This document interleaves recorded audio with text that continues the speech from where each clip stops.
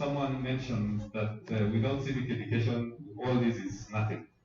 So the 75% is an important target in increasing and creating awareness.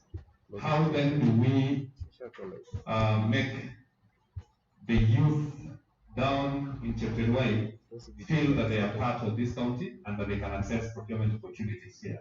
How do we make the women integrate, be part of the process? That civic education, that awareness is something then that has to be institutionalized within the framework of the county. It has to be co-worked together with the civil society networks, with development partners. It is not something that can be achieved at the county, and that is the basis at which we would want to get into establishing this commitment, develop easy and workable materials that should help these interest groups find it attractive to work in the county. And like Tasma had mentioned earlier, the biggest challenge we have at the county is that most people are already given up and they'll just left out. So it is a bigger task in terms of how then do we increase awareness to the level where people are coming out and seeking and competing for these opportunities. I did tell you yesterday that we usually, just as required by law, we usually give specific groupings. We have local resident contractors, youth, women, persons living with disabilities, 2%. And whenever we receive bids, especially that we were done in the last 9 months, it's very disappointing. We have been unable to execute more than 30 contracts in the last 6 months where we had 0 responses.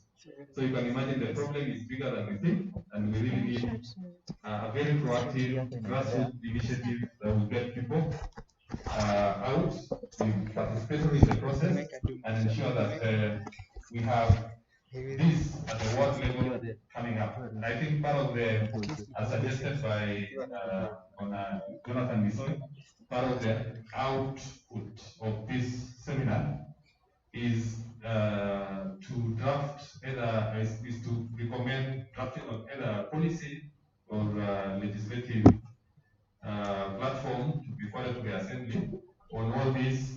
And because we don't have monopoly of knowledge, we want to share experiences and engage each other so that we can see how we can build capacity and ensure that everyone is participating in the procurement process. Of course, there are myriad of challenges, which while we are talking about this, we'll discuss in issues relating to resources, issues to do the systems within government, the required issues to do with this.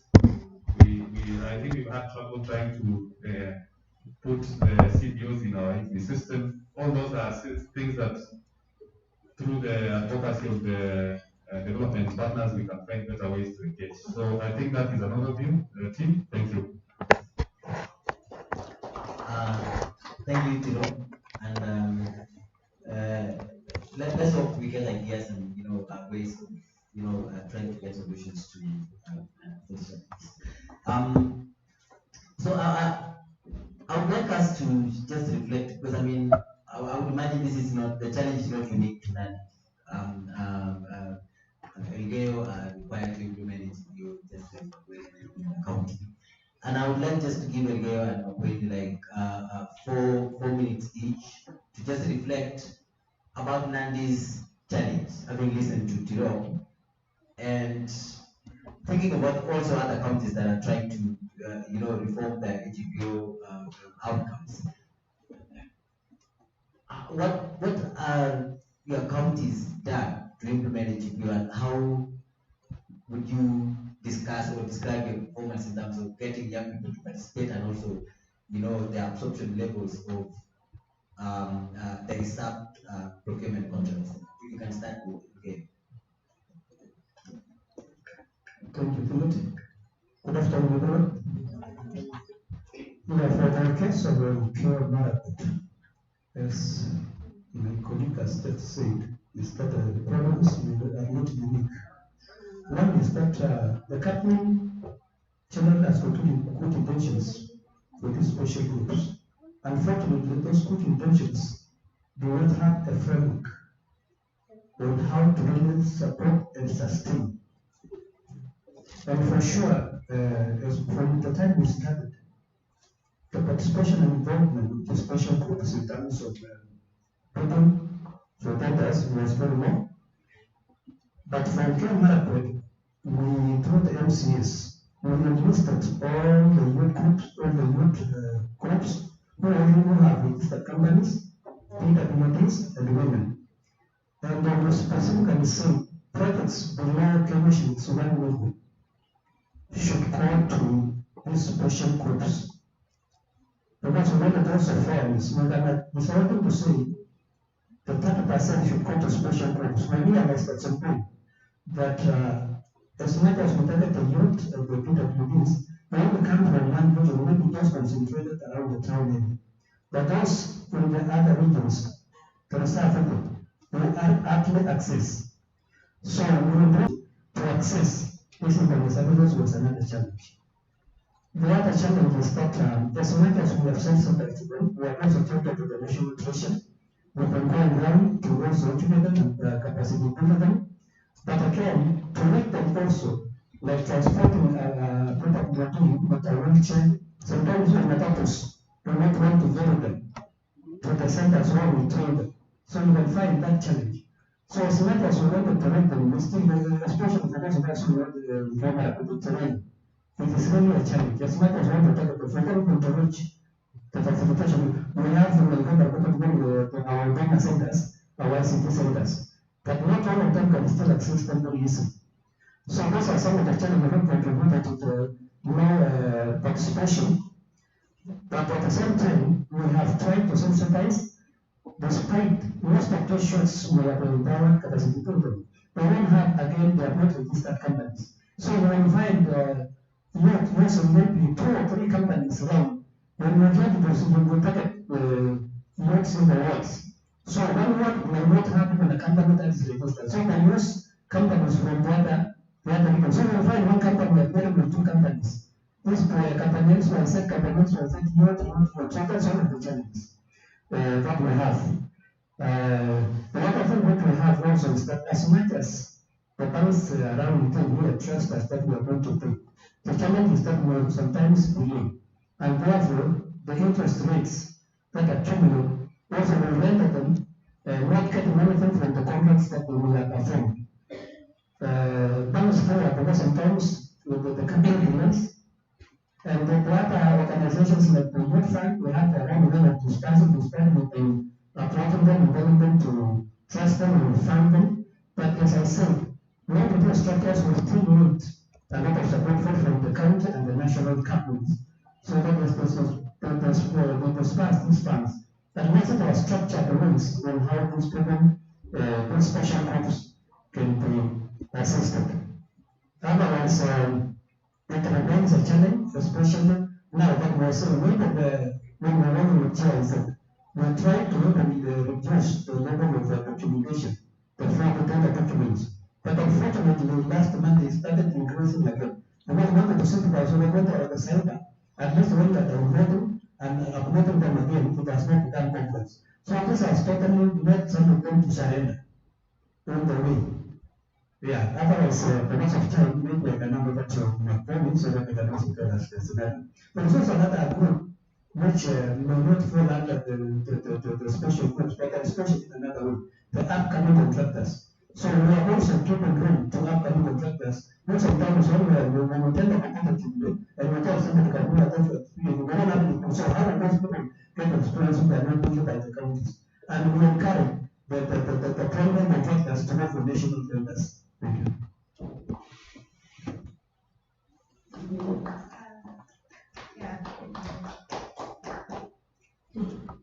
Thank you so much. And before I say anything, I want to recognize the Director of Procurement who is here, Mr. Alex Motupo, and who is the vocal person in Makweli for open contracting, as we'll be discussing, doing a very great job and supporting the department in implementation for good procurement practices. I also want to recognize the Assistant Director, ICT, Mr. Makau, who is also very key in the implementation of open contracting and supporting procurement in Makueni County. And so for this one, I'm lucky. When you ask tough questions, I have guys to support me. So I am also putting them on notice. Be keen to questions because you will take some of them. Thank you so much. With regard to what the Director in charge of procurement, Nandy County, what he has shared, let me say counties are the same and the issues are very similar. And in this one, we're implementing together. It's only that we began slightly earlier than you, and probably we have one or two things to mention. But I think we will compare notes along the way to be able to implement open contracting properly. You talk of what work goes to the youth or to the category that is supposed to be given preference because of the challenges they go through. And for us in Makueni, we are looking at the people with disabilities. We are looking at the youth.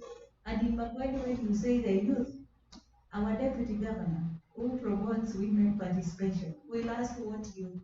Is it youth women or is it youth men? Maybe it is something that we still need to really work on further. But there we are thinking about how many women, men in youth are getting jobs.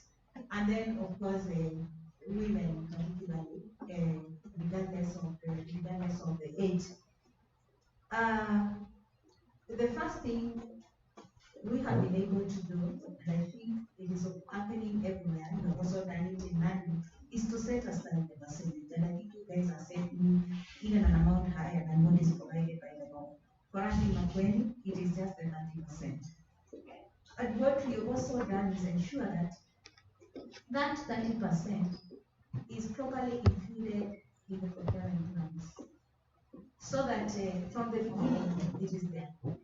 Every department is charged with the responsibility of showing what part of their budget will go to outcome. And it is clearly indicated in the procurement plans that this is the amounts that are going there. We set to spend 30% on outcome, but we are open. You see, procurement is open. So if they access more than the 30%, we are well and good. Like currently we are at 37%, so we had set it at that. And how? You see, when we've set for the special category, we do not lock them out from participating in the other one. And it gives us joy to see them participate in the bigger league and be able to get jobs and compete with the people that have been in business for a while and be able to beat them. And so out of that 30% or 37% that has gone to the AGBO, 8% of it has gone to people with disability. And this has grown from a percentage of 2% 4 years ago. But now, the more people with disability are accessing some jobs that they can be able to do. 34% of it has gone to women. And this is half from 12%. The youth are the ones who have missed a bit because they were taking like almost 100% of it just as young people. But now they are competing over with other categories. I don't know how now this goes down to the people because I don't want you to imagine youth are being denied opportunities. It's only that among the group, they are being given competition. And maybe it is where we need to think about how else. But of course, we are graduating some of them even to participate in the bigger league. And the youth, the percentage initially from around 55% and 51%. But remember, that's competition within the group, and it is without competition. Challenges of implementation sort projects we've talked about. Let me say, when you start implementing some of these things, you're definitely working with a few people without capacity. When you open it up, there's also a challenge of getting projects not being properly implemented or implemented. with no much experience at all. It just tells you he's the one who constructed his house and he can go and cut it. So you begin there. It's true. You begin there. Can we trust him then with a toilet? Once he's done with the toilet, can we trust director and be able to elaborate this? Because sometimes you give them work, they can't do it, they can't finish, you end up looking for another person to do it. So begin them somewhere and graduate them as they show capacity. We have women, particularly one contractor who is very aggressive. I think she was both a youth and a woman, glorious. She was a youth and a woman. She was both a youth and a woman when she began getting small jobs. And she could just say, mimi munipatie tu, job isipite milioni mbili tatu.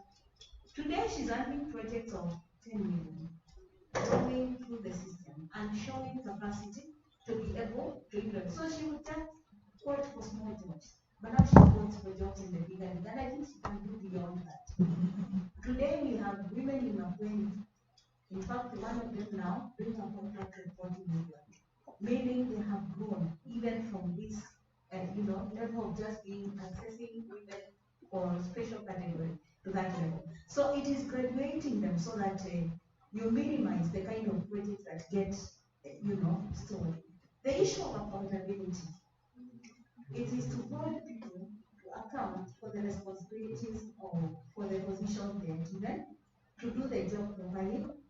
I know we are not supposed to talk a lot, but for us it's been a journey of growing from one level to another.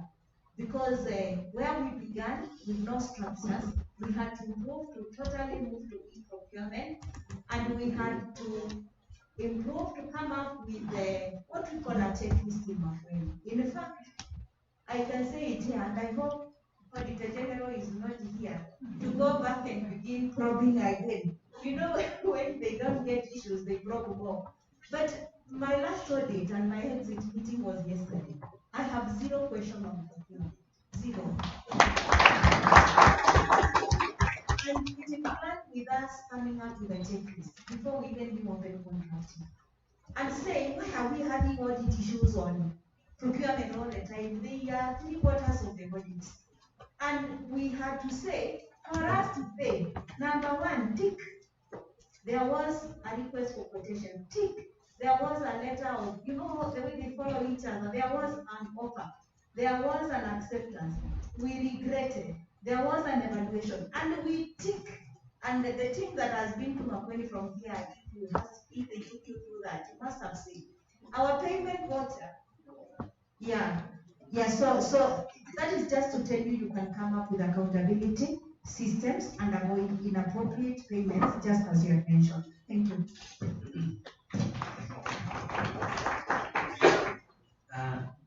Challenge in supporting technology. Of course, as a development gateway.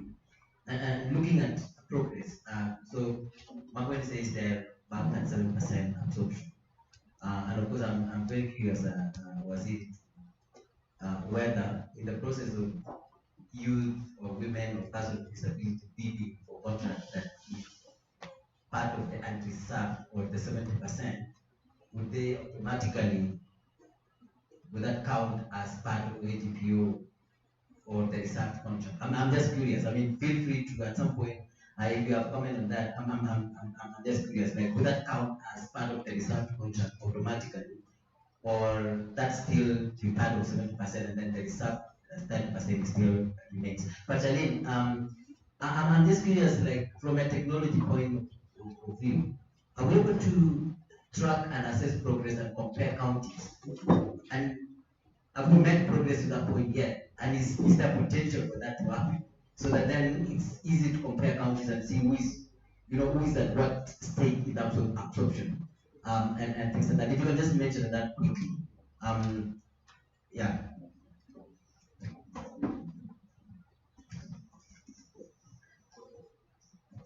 Okay, so I'll try to be short. Speaking from a technical perspective, let's just think about where we've come as a country. So initially we had manual systems. We all remember the manual systems. Everything was plans or manual, purchase requisitions, still manual, cabinet paper, then now the government came and rolled out and told all procuring entities, you have to procure through this thing. Tirop can tell you, and Waziri and Alex can tell you the challenges of having difference from a capacity point of view, from a technical system point of view. But now the government has come and said, national government, sorry, government, I mean national government, has come forward and said we're going to have an e-procurement system called EGP, an e-government procurement system. But they've been rolling out for 2 years now. Challenges with procuring, challenges with getting, the irony, challenges of procuring for the e-procurement system have been noted, but they've acknowledged the national government, there's been good progress on that. Secondly, the President of Kenya, through Executive Order number 2, mentioned that all entities must publish data in the tenders.go.ke PPIP. So national government has been forced to scramble and create a system where people have to publish data. And then we have Makueni County, who are eager 3 years ago to use their own data, analyze their own data, and use it for analysis and holding people themselves accountable and holding people accountable. Challenge is on tenders.go.ke, the county could not download their own data. The county, there was no API. By API, I mean if you had your own system, you could not use the data on the national government portal to be able to draw your own analysis. But kudos to OGP, and I have to say kudos to the Open Government Partnership process, where we have PPRA that sits in the open contracting cluster, where we have Makueni, and now we have Nandy, we have Nairobi, and Elgeyo, who are part of the cluster, and bringing in conversations of integration. So, for the first time, the national government tenders.go.ke is publishing data in the open contracting data standard, which we shall discuss tomorrow in detail. I will go into detail. What a data standard helps in is all the data that you put in the portal is standardized to an international standard. So you find Ukraine is using that data standard, other countries are using, there's a Kaduna state in Nigeria that's using the same data standard. And once you have standardized data, you can, to answer your question, you can compare. Once Nandy rolls out their open contracting portal, it will be in this data standard. And for example, you will be able to monitor a supplier's performance across the country, the counties. So if you want to see if this supplier ABC has been misbehaving in Makueni, if there are any complaints, if the project management committees are saying that this guy should not be paid in Makueni, it's much easier to do. And that's the beauty of IT. IT standardizes processes, and you can monitor data across. As simple as, if you think about it, in accounting, you guys have departments, right? The way you store data in Excel, in health, may be different between the way you do it in the Department of Education. Even that standardization helps you to buy pencils at 300 and can buy at 50. Is that correct? Is that value for money? Yeah? So, my summary of the technical systems is standardization and efficiency. And you being able, and something that came up a lot in Elgeyo when we first approached them is them being able to flag issues even before it explodes in media or anywhere. You know, sometimes some things explode and you even shock yourselves as a county. Like, how did this happen? But when you have the right data and the right analytics, and you know, like one of the solutions we have is a corruption dashboard that analyzes data and has some particular flags that we should work about determined. So, for example, if a tender is below the legal time frame for a tender is 14 days to be published. Or to 7 days. If a procurement officer is publishing tender for less than 7 days, you're flagged as a CEC or a chief officer, and you can address that issue even before others outside the county can be able to see it.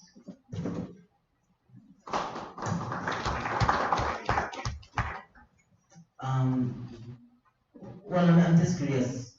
One of the things you mentioned is capacity as a limitation to you participating, and that causes, that's part of the reasons why the absorption rates for the reserved contracts on tenders is low. So if I go to my Waziri correctly, your absorption rate is that 7%? Okay, so the absorption rate is that 7% of the total procurement.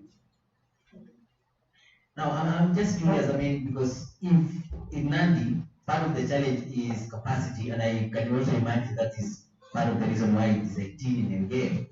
What have you done? What are your strategies in terms of getting young people, women, people with disability to have the necessary capacity for them to participate and absorb and even exceed the reserve procurement benefit?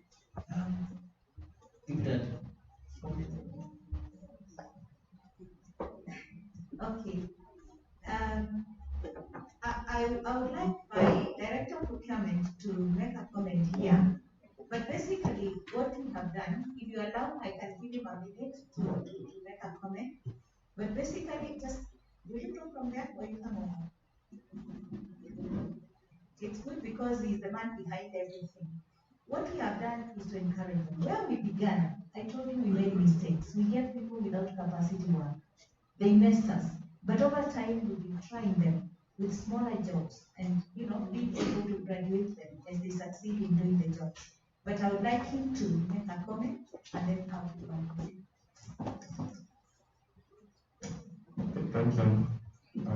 In April, I think just like another account, when we started the countries, we had challenges. And some of the challenges that initially before devolution, most of the contractors were coming from the national government, and most of the locally contractors didn't have capacity, they didn't have the technical know-how, but in April, since 2014, through the leadership of the governor, we have been having what we call quarterly contractors meeting.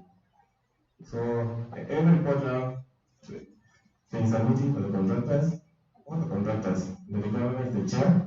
So in that meeting, they asked to discuss the challenges. And some of the challenges is the capacity, the ability to do the jobs, and through that, the governor will talk to them and encourage some of the contractors who are able to have the financial capacity, who have been doing other contracts, to start like an ownership program whereby the other contractors are able to interact with the other contractors who have been having jobs. Then again, we also facilitate them through financing of their NPOs, NSOs, but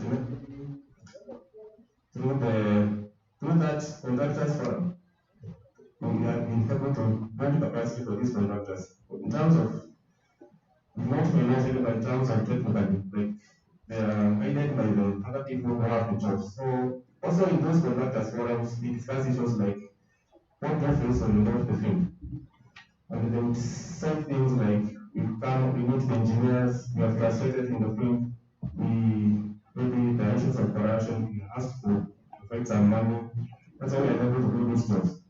So the government has asked them to those notes, just write what you go through. If somebody ever asks you for money, just write it. And through that openness, I think I've done like maybe 50% capacity building of these contractors.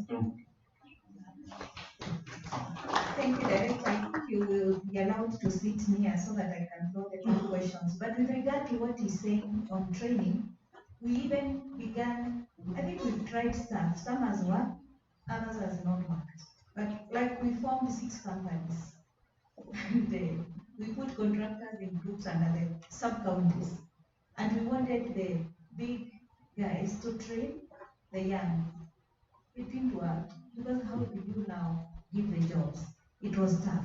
But somehow they made friends within the groups, and that's how they've also been able to learn from each other.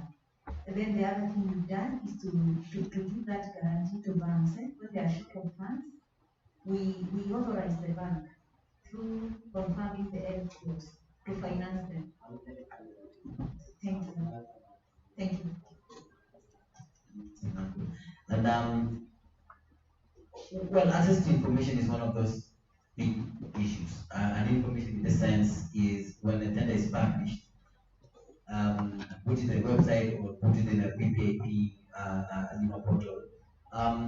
The timeliness of access, and given that tenders are time bound, yeah? There's a period where the tender will not lapse, so you cannot apply. And I'm just curious from Elgeo, you know, whether this is a challenge and how have you addressed this to make sure that when tenders are published, then the people who are targeted by those tenders have access to them on timely fashion and are able to respond to those tenders. Yeah, I think for the marathon, we've been able to do that very efficiently to look up the time of public participation. So they know the time cycles. When the vehicles are being repaired, the engineers, the designers go to the ground with the people, and they know the vehicles are being submitted to the office, and then also through the MCS and the public forums. So they are sensitized and they're informed of the cycle of time. So that one they are very much aware. And through the MCS, when you are and they are not aware of the MCS, with the youth groups, the PWDs, can we let them now come and bid for the quotations? Or when we put in the website, we tell them through the MCS and through the local chiefs officers that these tenders are numbered, and let them know those people are to compete for those begins to surveillance for the reference and observation scheme, because there are some we target directly because they cannot compete effectively all of them. If we get them to compete, the better to do in always win. So that kind of fairness we keep to them and they are aware. So at this point, I think I can take a few questions from the floor, and then I finish with two final questions for our panelists. And okay, so ladies first, and then I'll come to you, and then I'll come to you at the back. Thank you. Thank you, Tim. Just a quick one. I was curious from Mary, the Makweni experience where you talked about authorizing banks, and I would like to hear your experience with pending bills. Pending bills.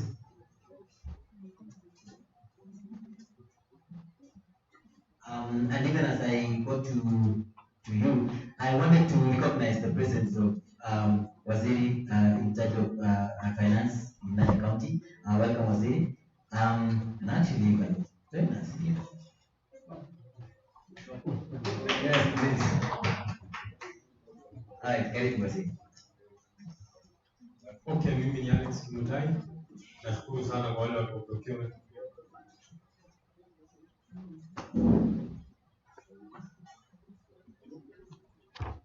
Okay, swali yangu ni kwa procurement. Juzi tumekuwa na ile tenda za CBC wameadvertise na wamesema watu wakaregister, wale wa provide services wajenzi wakaregister, na walisema hata fundi tu ambaye hata kampuni ana nini ilikuwa economic stimulus. Nafikiri saa hizi wanaendelea kufuatilia hiyo process ya CBC. Ningependa kuuliza nini procurement kwa county, mbona msitumie mbinu kama hii?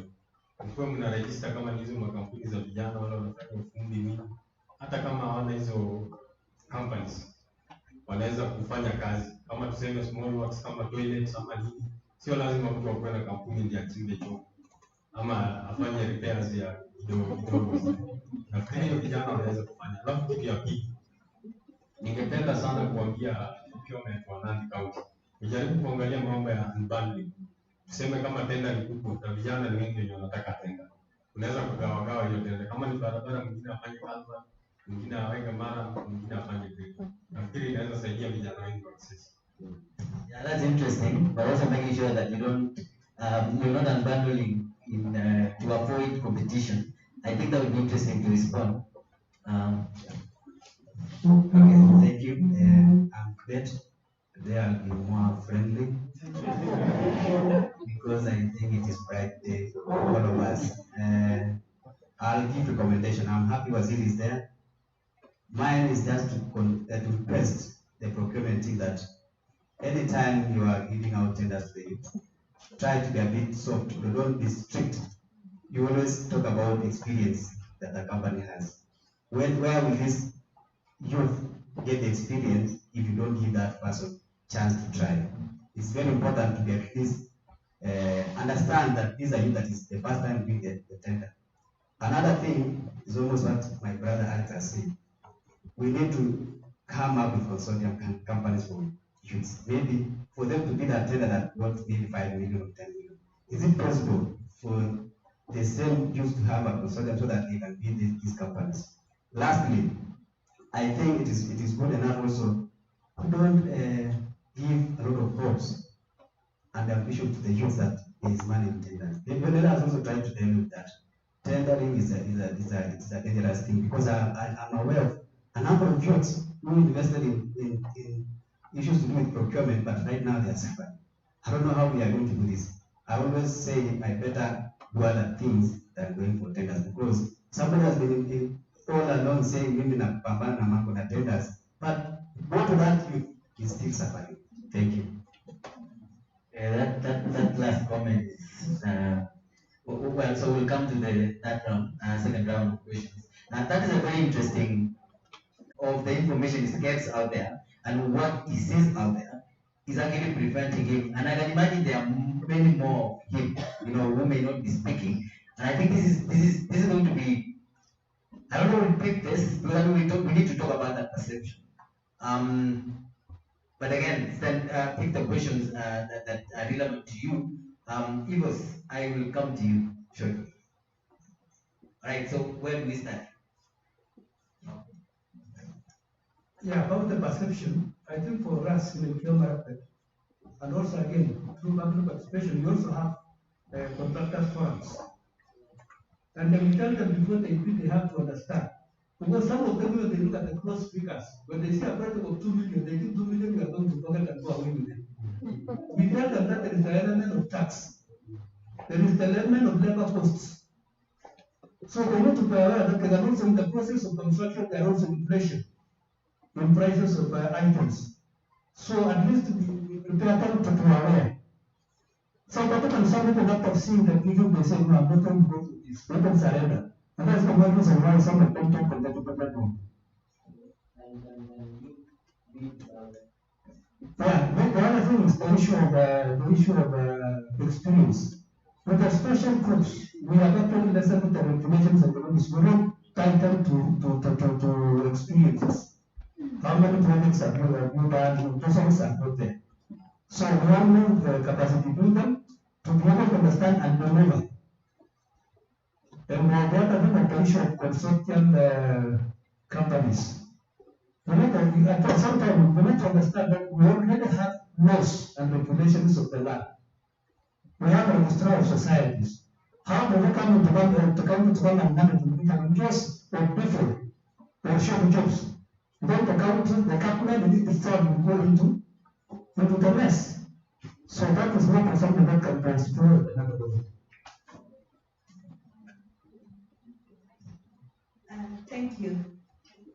I think we cannot bury our heads with regard to this perception on procurement. It's a bad one, eh? And many people do not want to associate, they don't want to participate, and especially the young people, because of the way it's been handled in the country, let's say. And so I think it's something that we need to deal with across the nation. As a county government, we hear these comments from a few of us, but again, the openness that has come with citizen engagement in Makueni puts us at a place where we cannot run away from public comments and critique from these people. In fact, Director Procurement will tell you that if something goes wrong, before we know it, the people will be shouting in the social media. They will even tell the governor, they will even talk about an officer who is frustrating them. So that it is very open that somebody is causing them trouble. We have had demotions. He wasn't the first Director Procurement, there was another. And demotions have come because of people not being truthful. And once you're mentioned, we will get deep to know whether it is true. So the perception of how procurement is, people may just think it's a perception, but it's not true that people suffer in this procurement process. Some people keep voting and voting for jobs they never get, especially when counties or countries or government departments keep doing requests for quotations. You keep calling the people that are friends. So I know even if I hang on there, I will never get a job. So this perception by youth is true, and it's a fear that needs to be addressed through mechanisms that give them confidence that they can work with government and that they can make money. There was the question of authorizing banks and our experience with pending bills. Let me define pending bills in 2 ways. And I have talked about pending bills in many forums. And even last time we were in yes, this question came up and I was so happy when people were discussing the definition because sometimes it is not clear. There are 2 pending bills. One pending bill is the ineligible pending bill, which can never or cannot be easily paid. Like about procurement, somebody,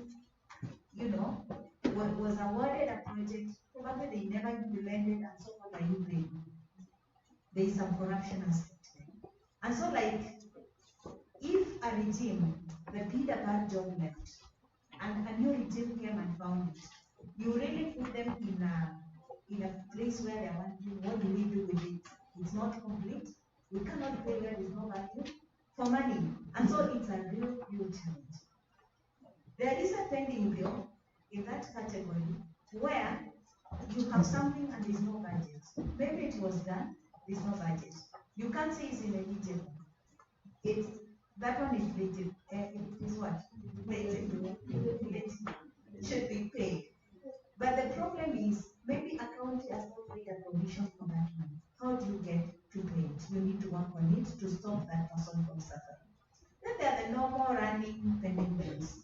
Like it's year end, you are paying contractors, systems imefunga, you have the budget, you'll be able to pay when systems open and when you do another budget.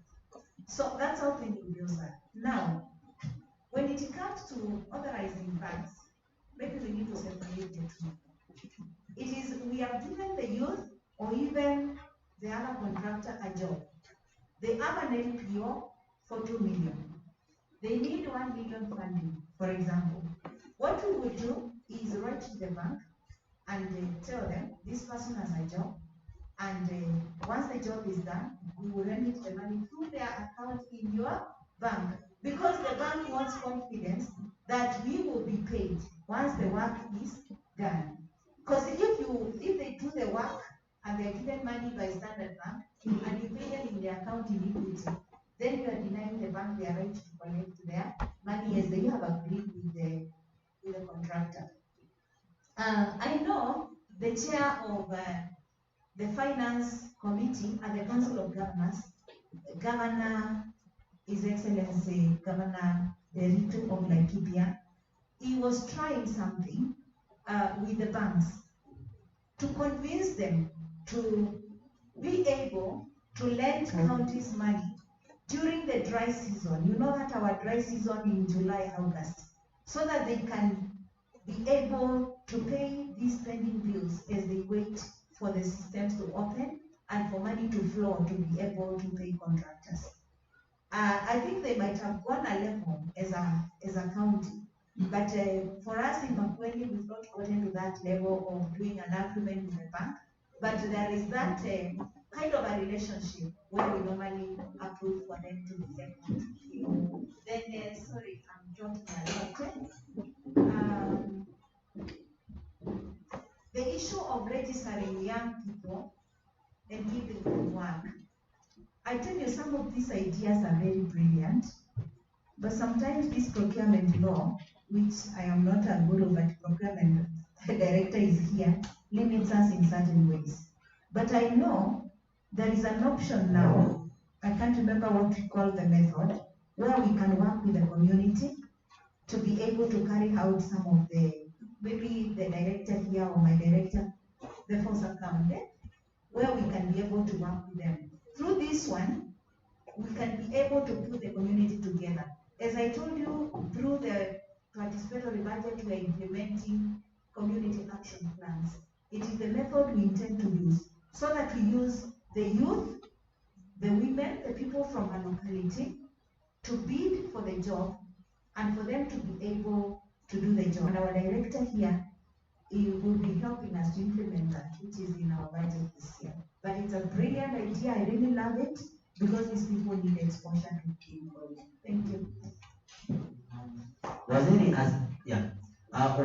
as part of this conversation, and she mentioned the agreement they have with banks, where a young person has been given a contract, but they need financing, and so I don't know if you can put it in a context, from the Nandy perspective, especially for this commitment.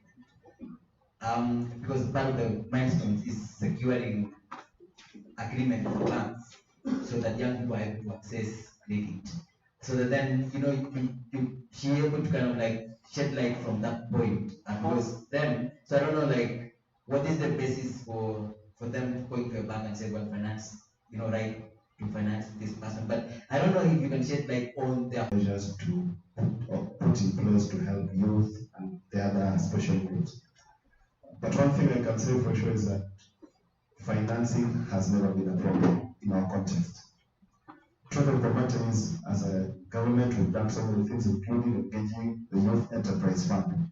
The biggest problem we had is diversion of funds by the same youth who we've actually been able to secure financing from. About 3 years ago, we entered into an MOU with the Youth Enterprise Development Fund, specifically for the special interest groups. We secured funding for an MOU that then meant that Nandy County was to be a guarantor for all the funds advanced to the youth.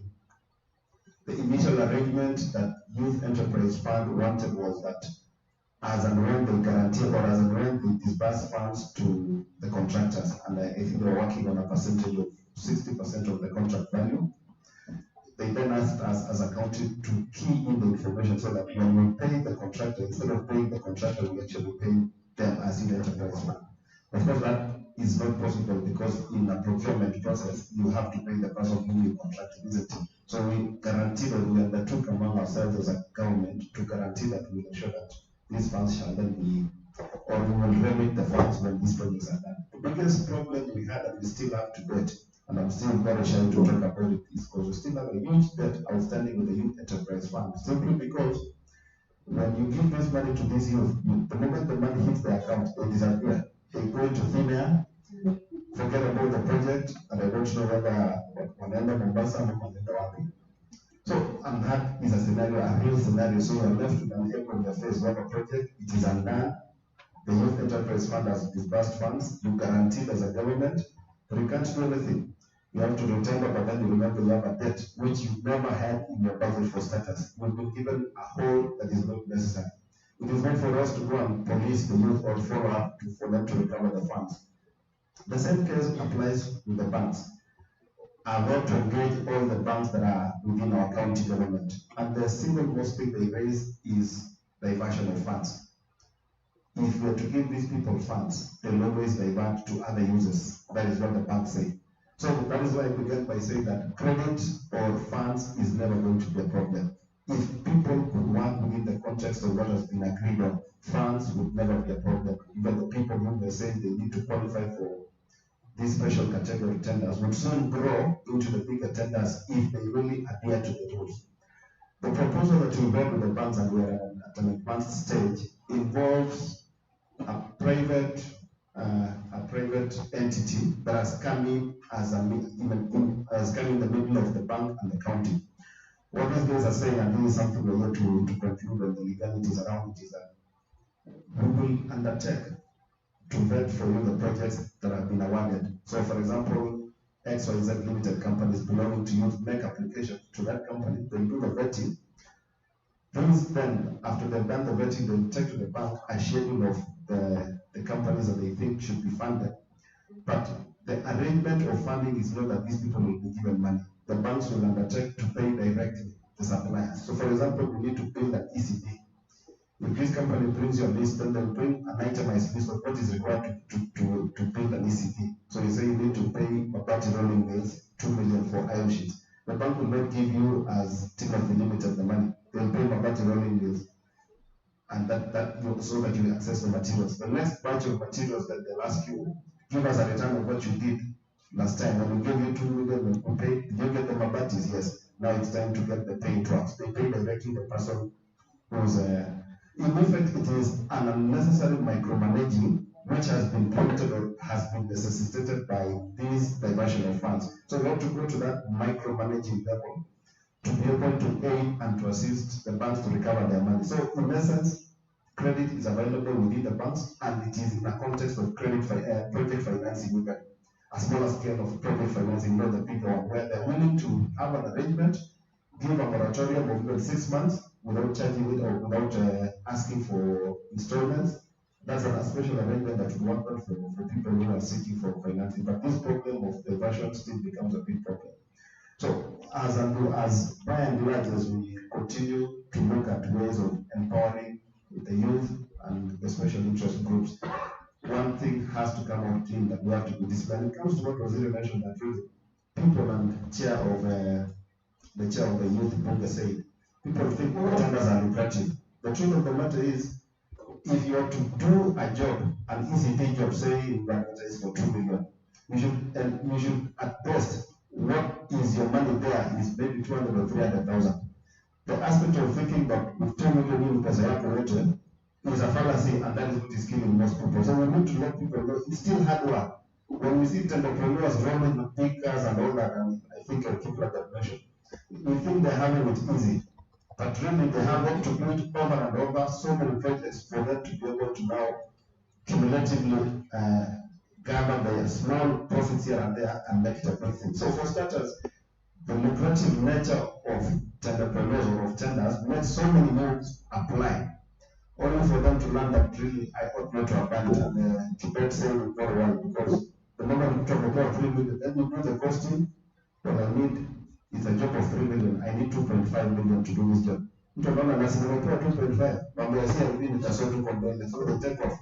With not knowing that really, it meant that that is not your money, it's money for the project, and the money is 10 to 15 or 30% in a very good scenario. But nonetheless, also for a context where then we'll be looking at low value procurement things for those special interest groups, 2020 about the community, it's called community participation. We had in context, we isolated the ECD centers to be developed purely the community way. We gazetted SAGA, semi-autonomous government agencies, for purposes of us being able to transfer funds to them. But we got a hitch with the control of budget when really they couldn't allow us to use whatever framework that we decided to use for purposes of engaging the community to receive the funds and to be able to execute. So now we've learned a better way, and we realized we were trying to reinvent the wheel. Recently, I think about 2 weeks ago, Wasingishu County did the same thing that we had actually tried to do 2 years ago. And they're calling project management committees. And they're using, for example, the ECPs, the existing bodies, like the primary school committees, for example, which are already gazetted. And in their budgeting, they're indicating that these are, because you see, for you to also access the funds to execute certain contractual commitments, it has to have been domiciled properly at the budgeting level. So the budget line called transfers to other government agencies is what they're using, as opposed to how we define ours in our budgeting. So when we say transfers to other government entities, what the controller of budget sees is that once the funds have been transferred to that other government agency, the honors of accounting for that money is in that agency. For example, the primary school committees. And we're seeing very interesting things. Jobs that would ordinarily be done for 2 million, when you do it the way of the committees, you actually you save over 50%. They execute jobs at 50% the value that we always tell at the works for. So it is a welcome thing that for us as a government, we are contextualizing it, and we actually, part of the urgent things that we're going to do is to redefine and ring-fence some of those projects that we thought that badly before us to be defined as works that can be done through community participation, and that is where the youth can come through, and all the other models of paper-based and all that will then be done in that context. Thank you. Isn't that interesting? Yeah. So that young people, women, and organizations in villages can reach out to Waziri and say, we can also be part of those committees, or can be considered as part of those school committees if they have the same structures and they can meet the same standards. And so groups of young people and women can still. So I have one final question for you, and even if you will make a final remarks, because we have a guest who will address us in a moment. But I just wanted to take.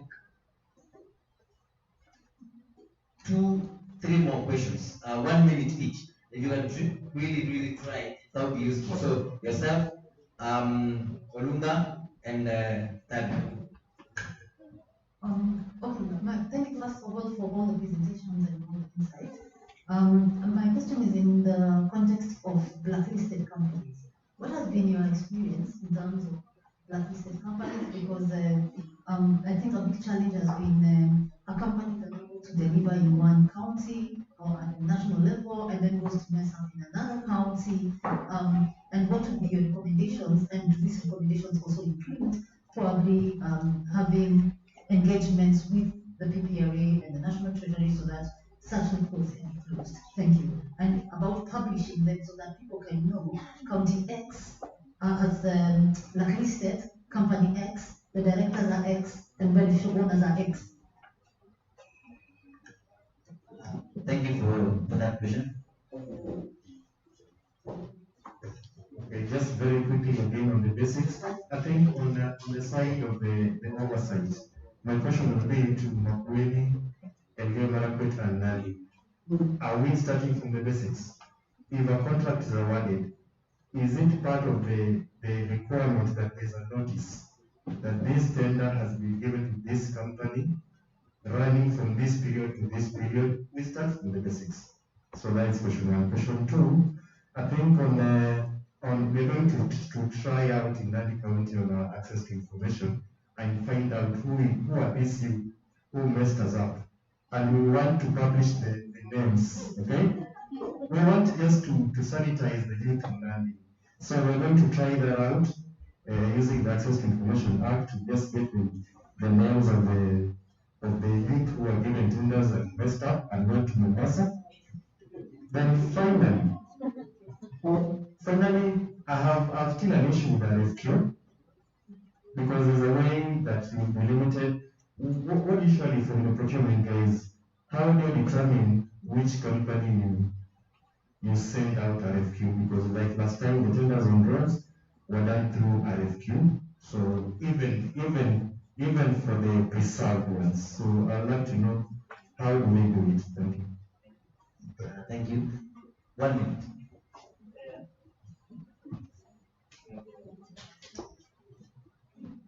My question, I would like to learn from Makueni and Elvio Marakwet that is there a domesticated initiative where the public can address and check on inflated prices in procurement and also inconsistencies in the PQs and also the conflict of interest and nepotism in procurement, and lastly, raising and clearing of certificates of completion in projects in relationship with the project management committees. Yes. Thank you very much. So I think, so pick the question that is relevant to you. I can pick it here. Okay? Going this way, and then Okay. A quick one. Thanks for that question. We've asked the issue about blacklisting.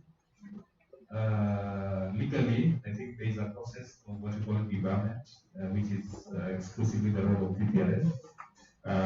The public are open to make any complaint, as well as any procuring entity or any contractor or any supplier who is not performing as per the provisions of the contract. However, at a local level, what we have done, and I think for most of you who've seen most of our tender documents, we've put under mandatory requirements in most instances that there is a provision that if you have any unfinished business or fulfill contracts, if you don't have that ticked in the mandatory requirements, you don't see to the technical. So that technically knocks out, but legally the debarment is the role of PPRA. But I think with the lessons from Makueni through development gateway, we can have more ways of naming and shaming through a portal that would help address that issue. And then I think for the question about publishing, yes, we are saying everything from scratch. We do have, of course, all the platforms where we publish, and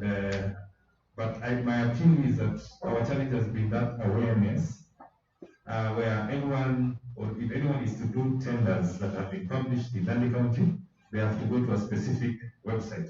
Yet that, not website, sorry, a cyber. Yet that is available on your phone. You know, people believe if you don't go to a certain cyber in Kapsabet, hawezi pata tenders in Nandy. Yet it is available on your phones. So there is more civic awareness that needs to be done. Yeah. And then RFQ question, how many, for instance, amongst the youth, the question of our supplier portal, because we've done a lot of publicity around it. We simplified it, we made it easier for people to upload their documents to register with us. Because what we do is, on a rotational basis, we just print out, pick 5, pick 10, pick 20. We pick that from the database that you registered with us. So if you get to a supplier portal, which was developed thanks to the ICT team here, it will be easier for us to reach out. And we have more than, I think, 121 categories of low suppliers and the high-level suppliers and the specialized contracts. So thank you.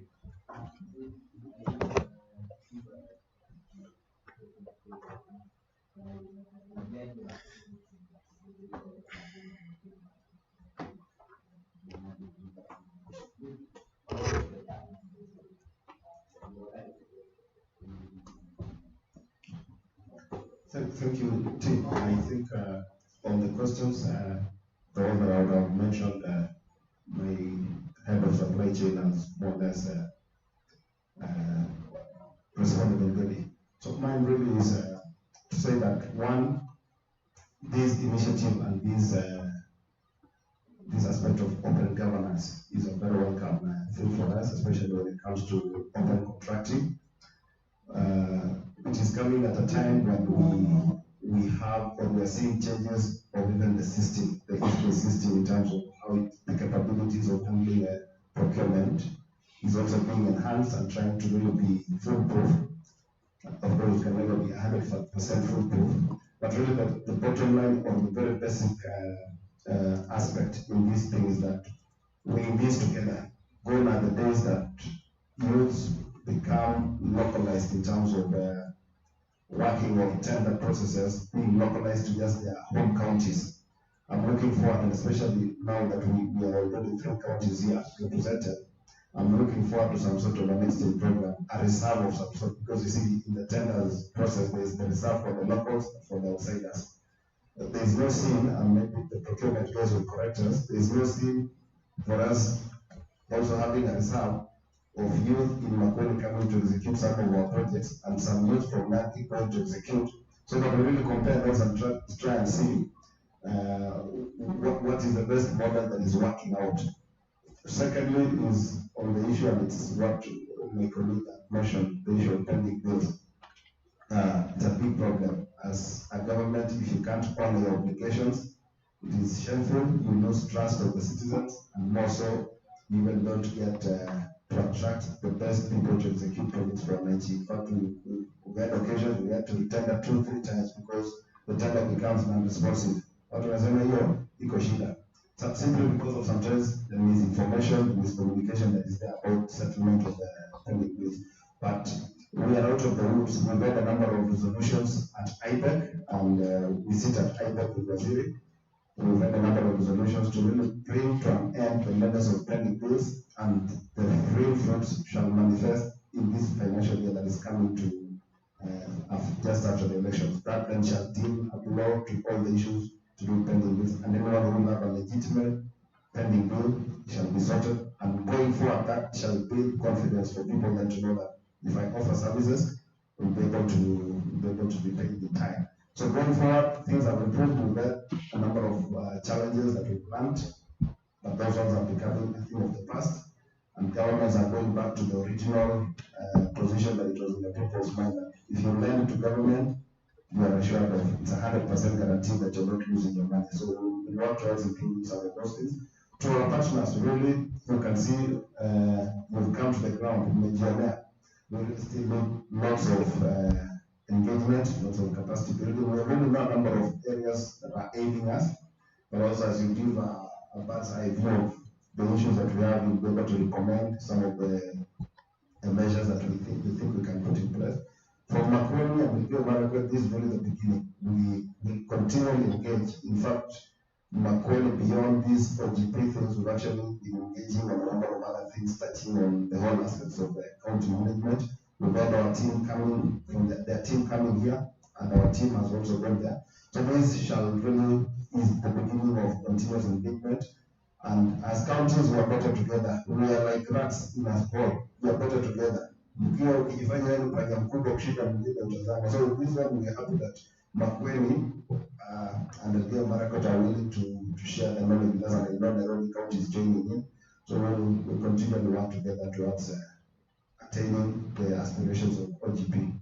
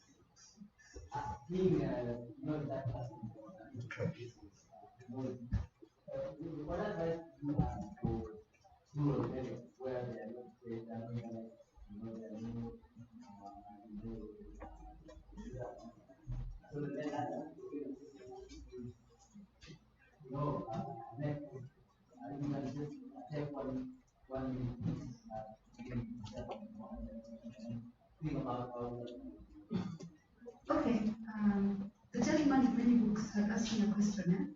Remind me your name? Yes. Sorry? Walunga. Yes, you had mentioned how can you get access to contracts, right? Know when something has been contracted out. So I'll give you an example of what Kweli did from a technical perspective. So when we spoke to CSOs and communities, we asked them what is the most important data point you want to know. And that is what they say. They want to know in my ward, not even in the county, in my ward, which suppliers are there, which projects are they rolling out. Number 3, what are the M&E reports from the county? What is the county saying? Is the county saying it's competent? Number 2, are the PMCs that Martin spoke about? Are the PMCs who represent me saying the same thing, right? So to put in those 2 data points together, we developed a SMS system, a USSD system, where anytime, maybe the rest can correct me if I'm wrong, anytime a contract is rolled out, a citizen gets an update in that ward. So you subscribe and you say, sir, whatever, I want updates on this ward, this is my ward. So when the contract is finalized, you get an update and say this project is going to be implemented in your ward. Anytime the county updates an M&E report related to that contract, you get an update and that says, the M&E team says that the project is complete. Then now after that, the PMCs come and evaluate the project. So anytime a PMC evaluates, even PMCs have reports per project. So at a particular milestone, if they say, hey, this thing is not up to standard, we're refusing to pay, you as a community can get that update. So the idea is to use other types of technology that's not a dashboard. But the trick with low tech is to make it as relevant as possible. If you give a community member all the documents in an SMS, they will never read it. But if you give them the relevant data through low tech, that's when there'll be more uptake of the data.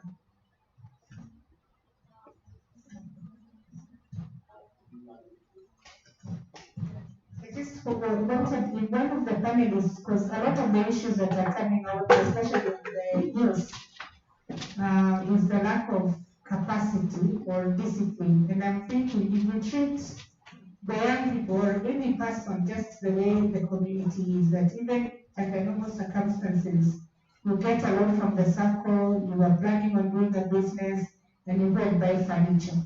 You know, that happens. So I would imagine that it's still likely to happen if you're working with big monies from the counties.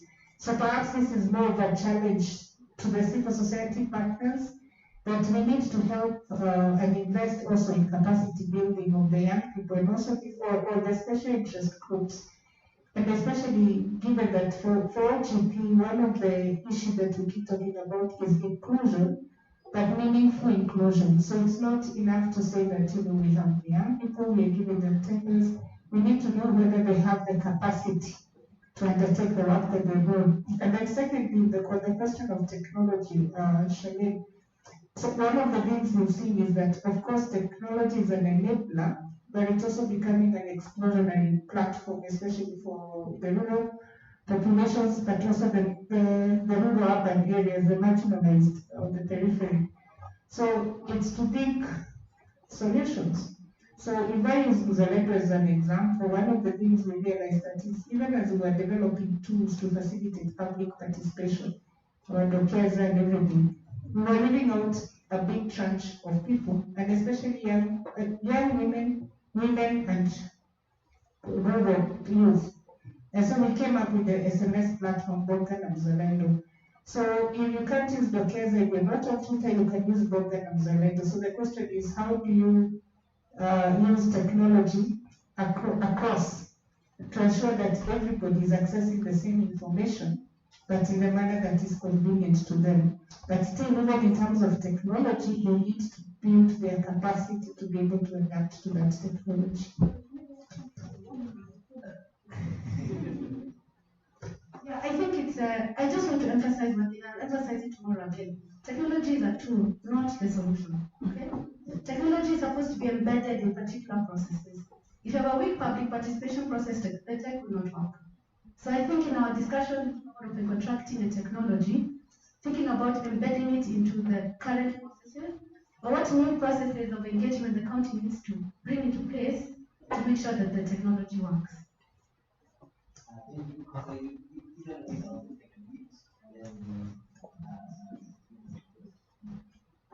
I think from where I sit, I'm also learning quite a lot from my colleagues and from the comments they are making.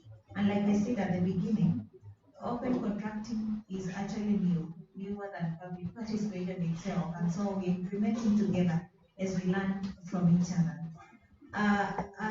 Even arising from the comments from the floor, one can be able to ask themselves further questions on how to implement open contracting better. The issue of funding, I think we have discussed. Misapplication of funds is everywhere, not just among the youth, even among us adults. You get a loan to go do something, you end up doing another. The only challenge we have here is capacity for youth to be able to repay after they have misapplied. But I think county governments, we are here to help our people develop. And so we need to monitor and support so that we ensure these young people are getting to use the money for the right purpose. I think it is within our mandate to do some of these things because we want the people to develop and be able to do something. It is important also to have mechanisms of notifying people when contracts are floated, because you know now if it is posted in a portal and somebody is not aware, they will never get to apply. In our case, we use the Association of County Contractors to inform them of it, but we need mechanisms to just let people know it's happening. I like the Nandy model of using ICT to notify people if they are sent to them. Maybe it is something that can be embraced across for people to be able to use. Otherwise, we are learning quite a lot, and we can be able to continue sharing quite a lot these counties. Thank you. Now, I think I will stand to the comment. For us as a Marape, the challenge, it is good to go for open capital, but it comes with a lot of challenges. One, we started as a Marape by saying, let us unbundle the court. Now, when we unbundle the court, the community said, yes, we are done. Can we now unbundle the shed? So, we unbundled the shed. Now they said, but you say we have a first. Can we remove it? That is why the development came to assist us to remove the waste. We don't know how deep they will go. Alright? So that is the challenge. That is one reason why even some counties are fearing to go for open governance. Number two is that there's matters we discuss this. For example, even the PWDs are supposed to be exempt from tax. But for them to get that tax exemption certificate is a nightmare. So we discussed all these public challenges that we are trying to close. Like, for example, we wanted to reduce the paperwork, the preliminary just take a document. But you can say to speak that again. So we are battling with people who are not with us and to reason with us. So it is a big thing. So for those of us, this kind of stuff, we have taken a bold move to call for open governance. I think we need to appreciate and congratulate ourselves. Thank you.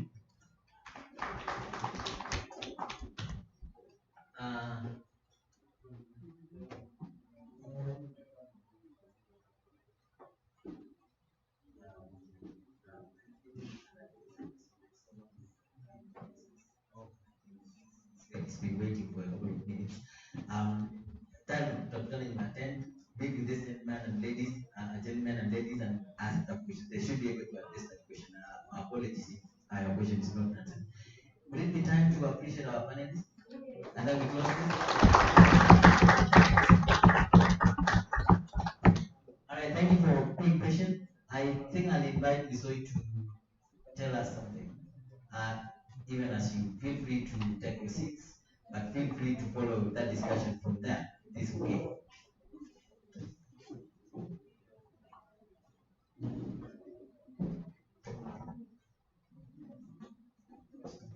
Thank you. A round of applause for our panelists. You can have your seats so that you are in a position to. Thank you.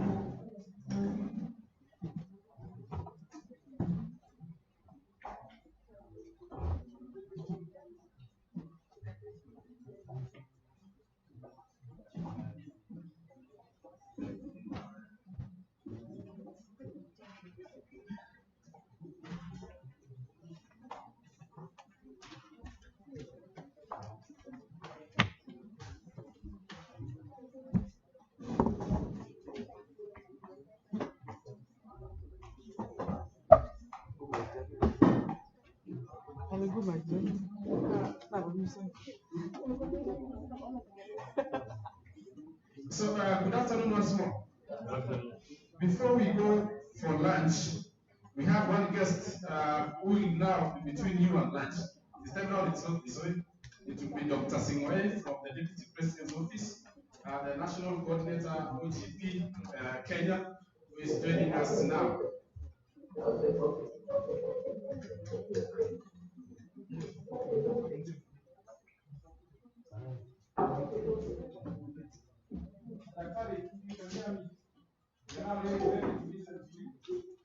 Welcome to Nandy County. We are hosting the OGP convention. A number of partners with us. People's Environmental Trust, IEA. We have McQueen, Marathon, OTI. They are here.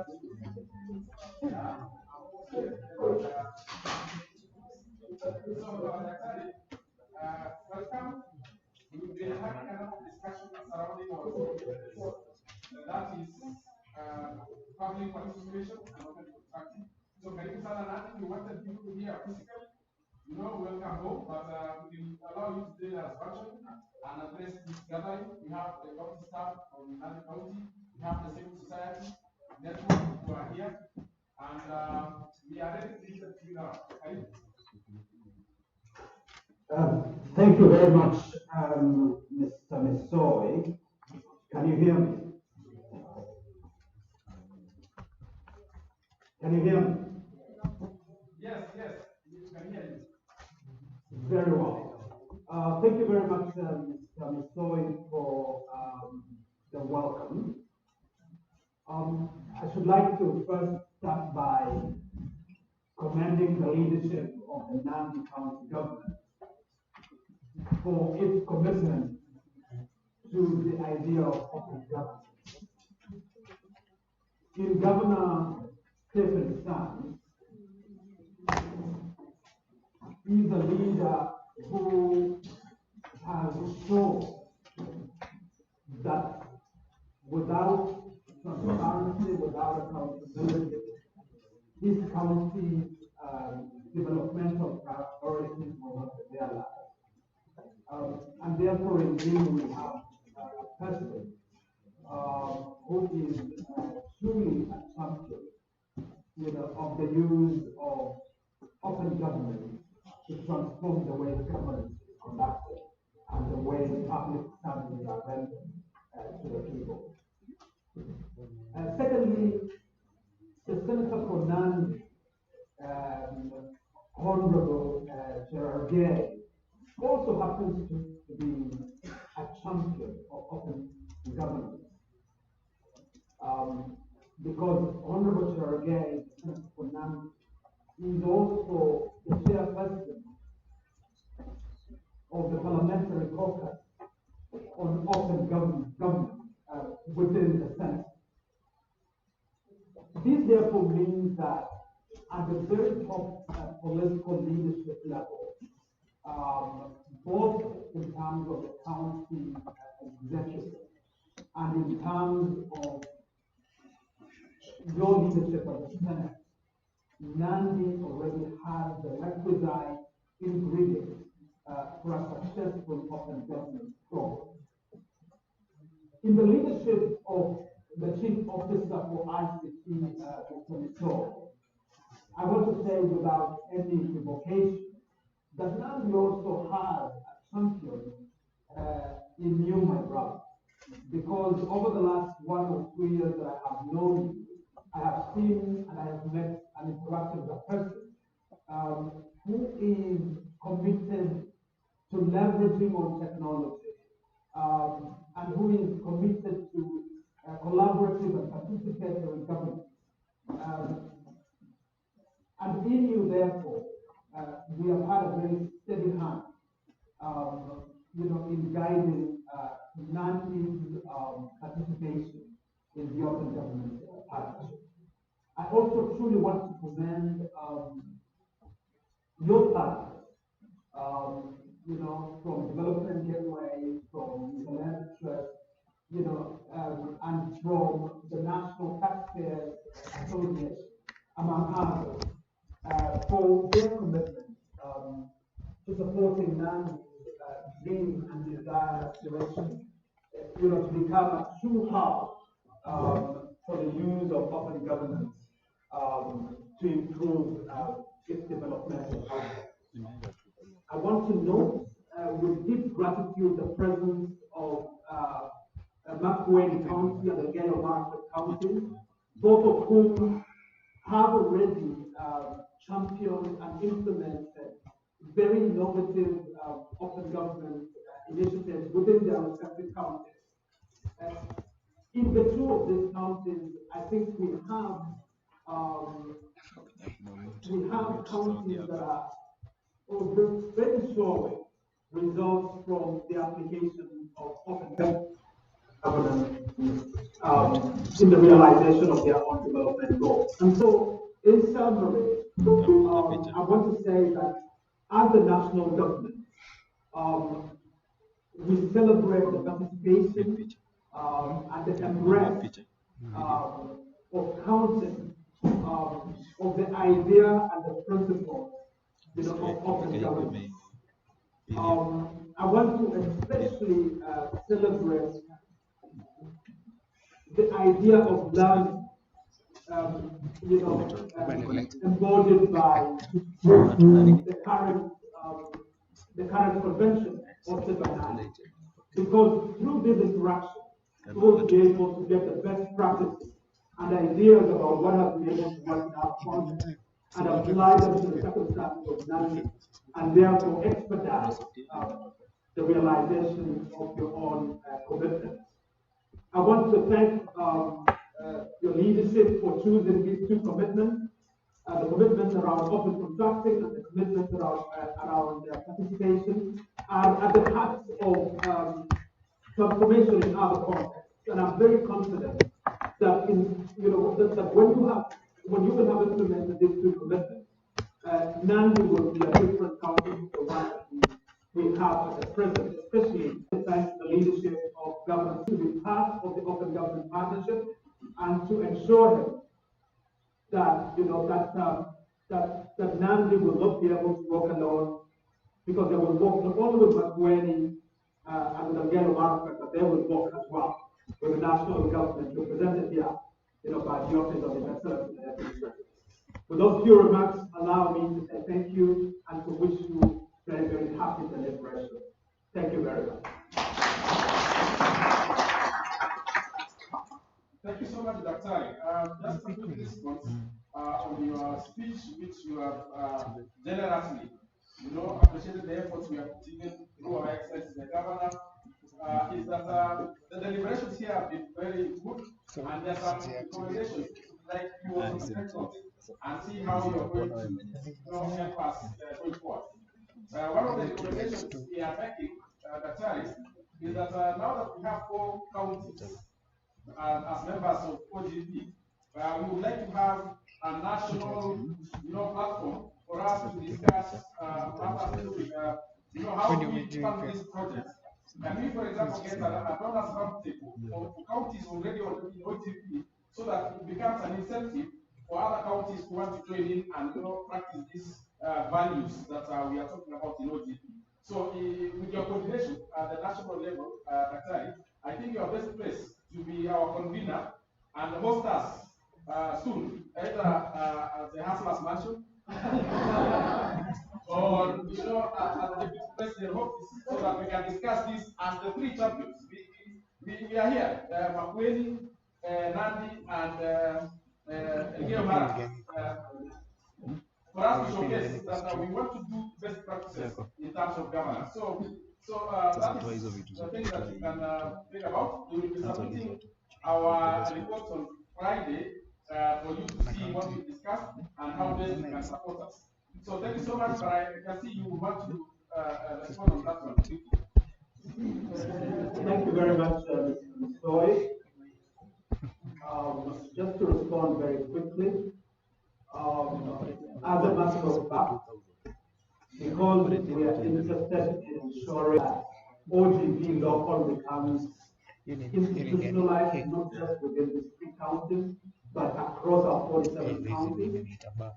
We have begun a discussion and a conversation with Marifa, a center within the Council of Governors, with a view to hold a joint meeting with them, especially around developing a toolkit for those who are many counties and want to participate in the Open Government Partnership. Secondly, I think we are more than happy, at your request, to be able to convene a donors roundtable. We do understand that resource constraints often limit the participation of counties in these processes, and so we are very much available and open to be able to work with you and work with the COG, especially the Marifa Central COG, to be able to continue this forward. But again, I want to truly thank you for this path-breaking convention, and I want to again wish you very happy deliberations. Thank you very much. Thank you, Dr. Just before you go, one thing has just come from the floor about the need to integrate treasury with PPRA. So probably you need to advocate for those open APIs for us counting for us to have an integrated manner for exchange of data analysis and benchmarking using technology. So thank you so much. I hope you very much. If not, bon appetit. Merci beaucoup. Asante sana. All the best. Thank you very much.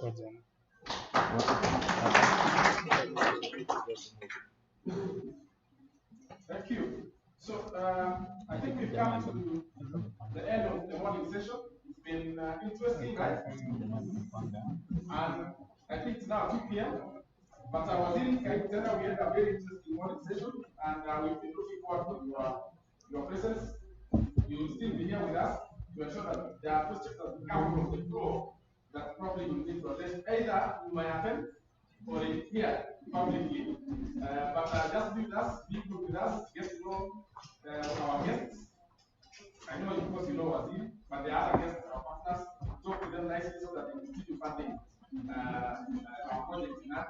But we want to give special mention for yesterday and today to Mzalendo Trust and OTI for being the ones who have catered for, our well-being being here. Remember the appetite here, Now, let's give a round of applause. What do you do then? What you break, what do you do? Nothing. What you break, what do I do? So probably a different kind of menu. You don't have this. I have seen the menu and if you miss out tomorrow. So let me welcome back Gretas. Can we go? Or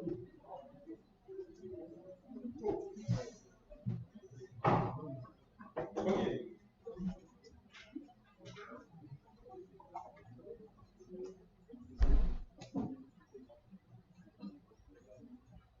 Let me hand over to Tim to tell us the program for the afternoon.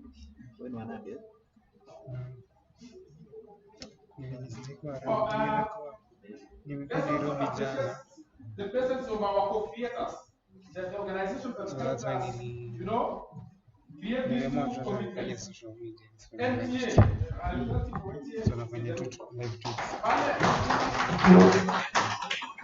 they were not there yesterday, but today they are here. They have done a wonderful job, and you know they will walk the journey with us. When assessment comes, it will be NTA and Nandy who will take the beating to prevail, and it will be NTA and Nandy who will sit back as everybody celebrates the win. But if we don't deliver, it's the two of us. If we deliver, it's for all of us, including Makweli and the Kia Marathon, because they are happy they contributed to our success.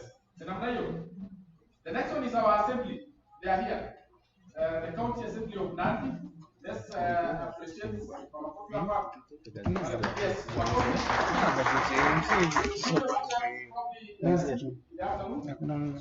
participate and also, you know, assembly is our as we are the executives, they are the ones who check us, yeah, checks and balances.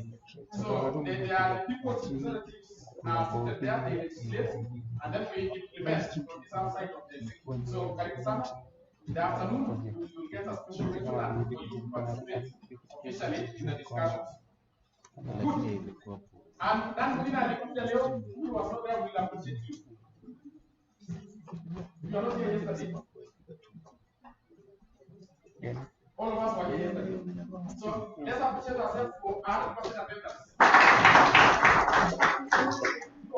Well,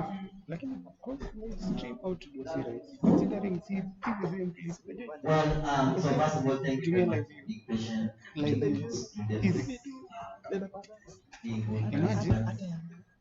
Our apologies to those who did not get a chance to ask their questions. But feel free. I mean, over the lunch, let's continue the conversation. It doesn't have to end here. Yeah? Let's continue the conversation. Tomorrow, as but so I just wanted to give a quick overview afternoon. So we're going for lunch now. Someone will say the word again. And then can we do lunch in 45 minutes or less? Well, we're ready, so I would imagine the starting logistics, and then we will come back. We will have Carol lead a quick session on legislative openness, where, as we said, Assembly will give us Assembly and National, Senate will give us quick reflections on, what's the role of, legislature in helping us to push this agenda. And then we begin the big part of this, which is training, which runs today, tomorrow, and parts of Friday. Institute of Economic Affairs will lead us in that discussion. And then that's how we'll end the day and pick it again tomorrow. Is that correct? Okay? Alright, so does that give us a picture of how the rest of the day looks like? Okay, so we need to how many breakfast by day?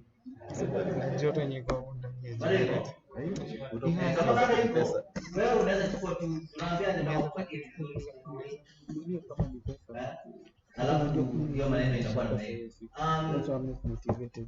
lunch was okay, there's some place we had okay, you find hiyo kazi wewe utataka kupewa chai. Well, we don't know, we can only wewe unamwambia anasema anataka chai something to me, especially in this part of the world. And so I would please like to invite us for lunch. Who wants to bless the lunch? Anyone? Yes? Hope. You are being volunteered to bless the lunch.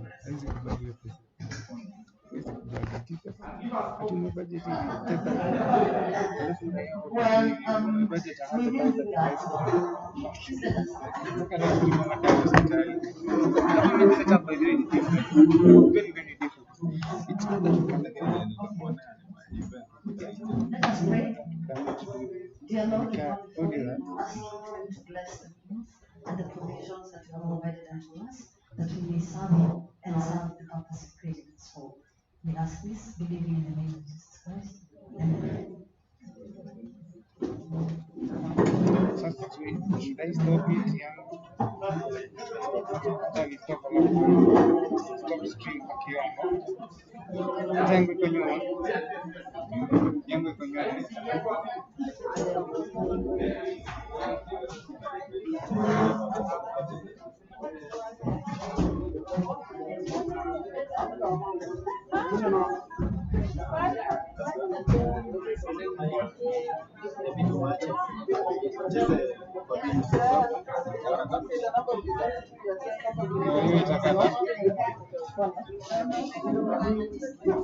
Tutafute video mali.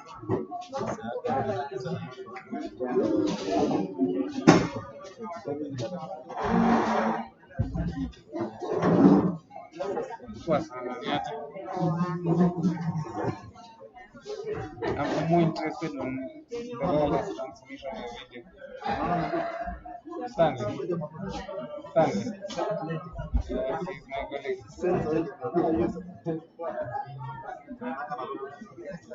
Exactly.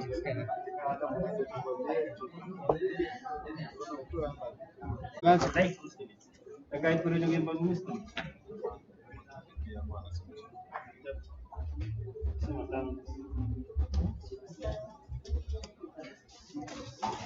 Hiyo shida ni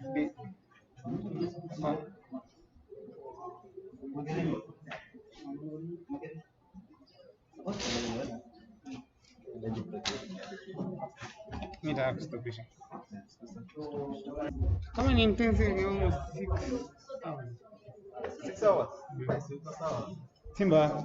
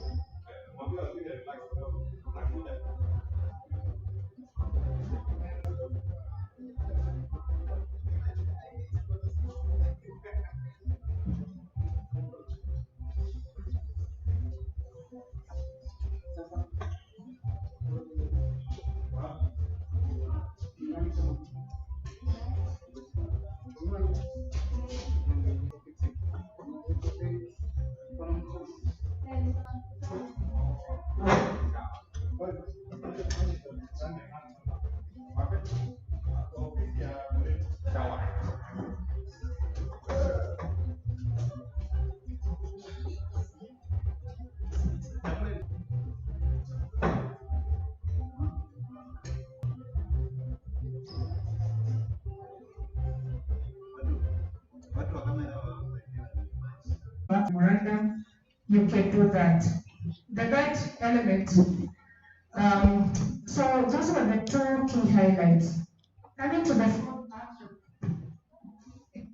the fourth action plan, which we are implementing now, we enhanced that commitment, as I said yesterday, so that it now has public participation and legislative openness. And by the way, the action plan for Kenya, the NAP 4 is available on the OGP website and also available on zalendo.com. You'll find it as under press. Under press, if you go to press, zalendo.com, press, you scroll down through all those publications, you'll find the link to the fifth action plan.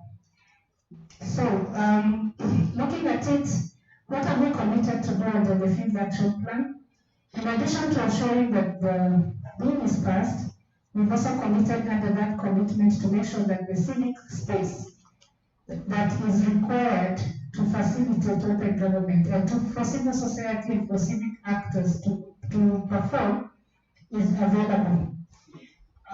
Most importantly, as I mentioned yesterday, we've also committed to institutionalizing OGP at legislative level.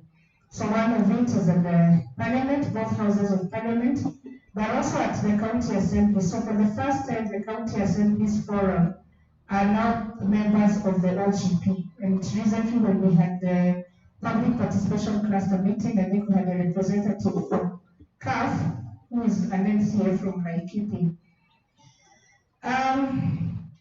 Legislative openness also facilitates access to information. So you're looking at ensuring that you have access to parliamentary information, and in the county case, access to executive information, but then also access to legislative information.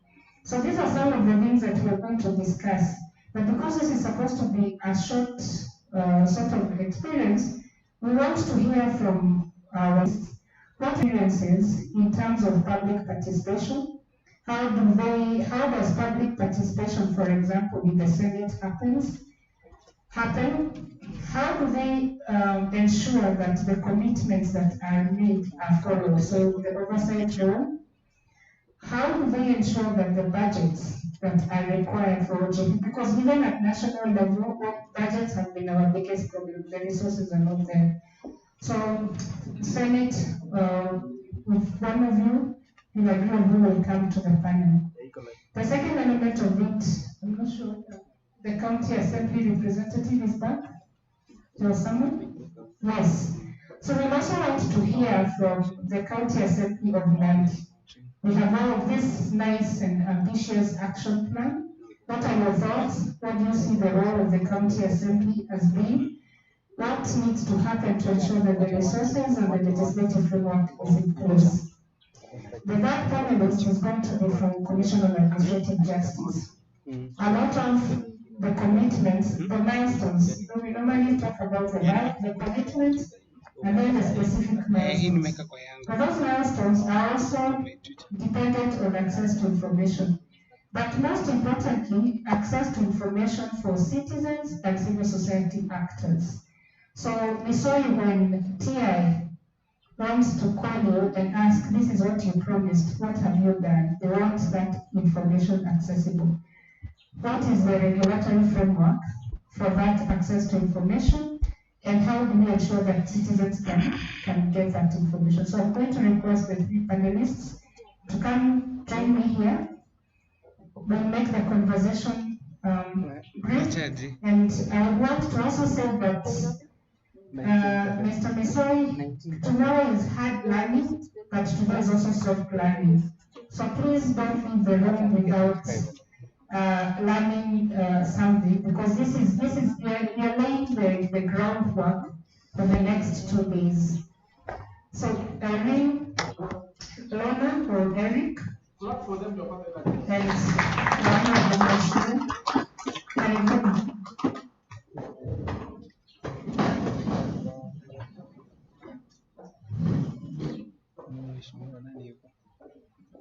clap for Eric, and he comes and Irene, and she also comes.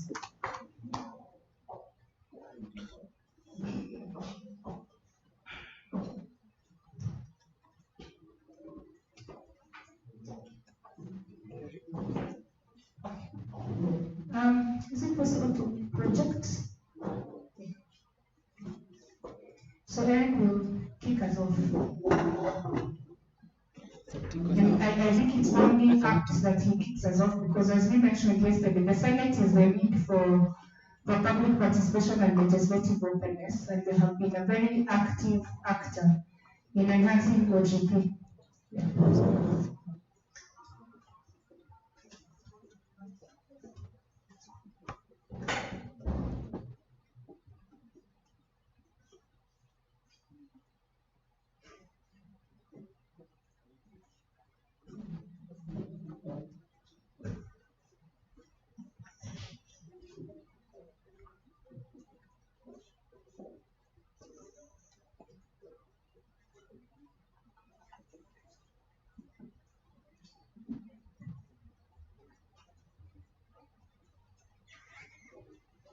All protocol observed.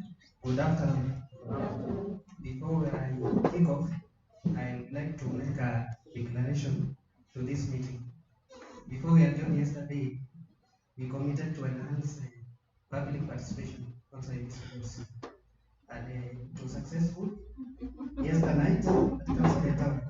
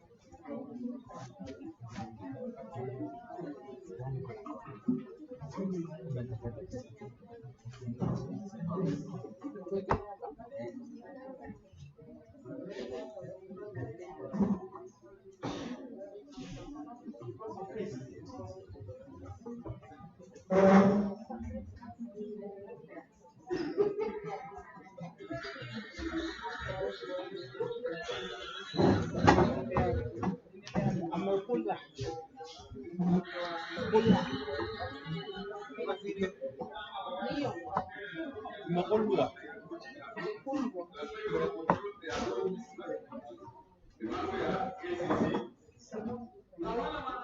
Amakulwa. Makulwa yote. Murkomen.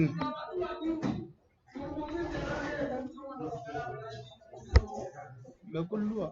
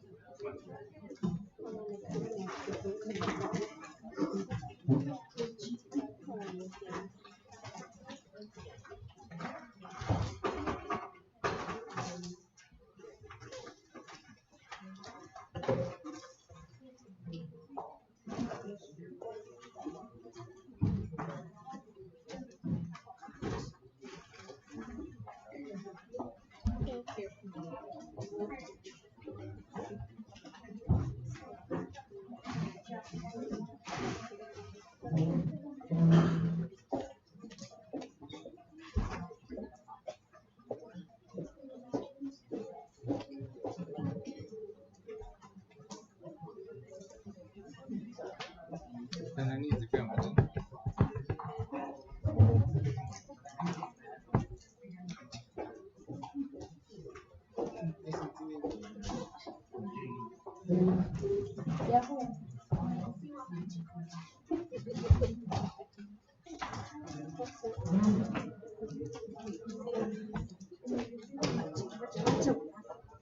Glasi ya maji is allowed. Nani hata 4.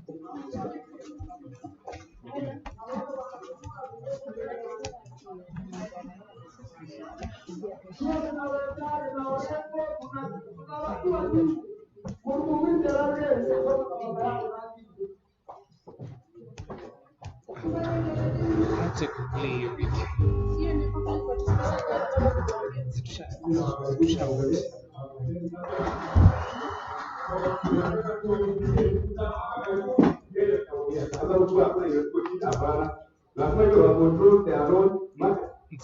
Ni mambo ya KCC. Na wale wanatukula ni wetu tena.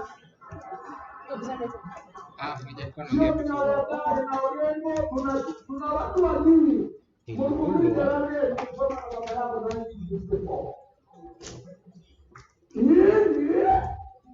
Siku zinahesabika.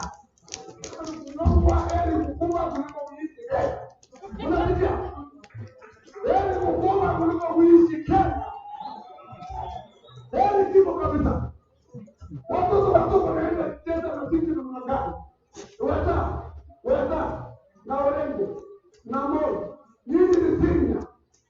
Nini hawezi endeshwa na angalia hata nyumba yako? Thank you for earning 1 million plus. This is what we're talking about. On the way to our end students, you are I know that in Australia. They are in the United States of America. Wakulima hawa wanashuku nyinyi kwamba nyinyi ndio katelo kubwa. Huo ndio ukweli wa mambo. Huyu mnyama anaitwa kateli nani ambaye nyinyi hamwezi kumtaja? Ukifika huko asikuna katela na kula serikali. Ukifika huko kuna katela na yakula sivyo. Kwani huyu kateli wa mwizi? Tunaenda inapitia sababu ya deni. Wewe ndio kumuza sana, kumuza mahindi leo.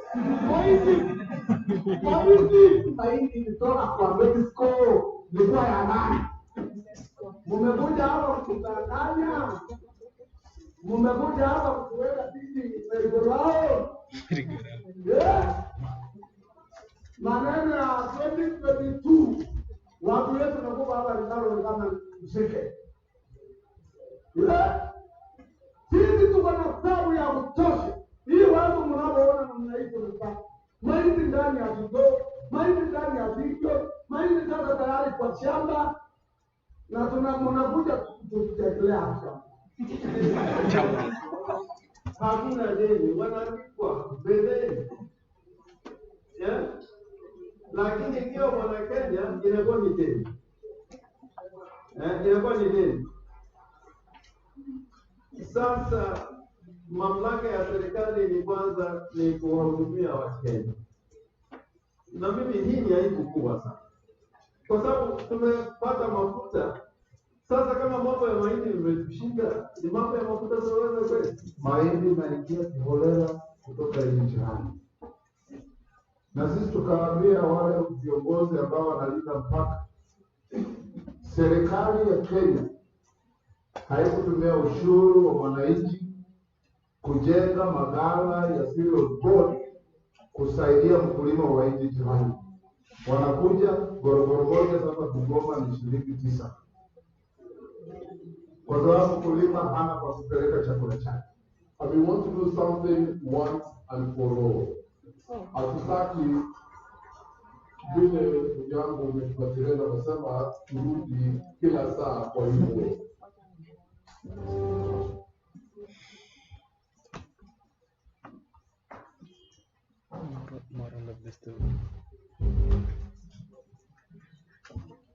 Thank you very much. I think you have seen the power of that was a public hearing before the Senate ad hoc committee investigating the maize scandal in Kenya. Now, next I'll take you through the statutory frameworks enhancing statutory requirements for public engagement in the Kenyan Parliament.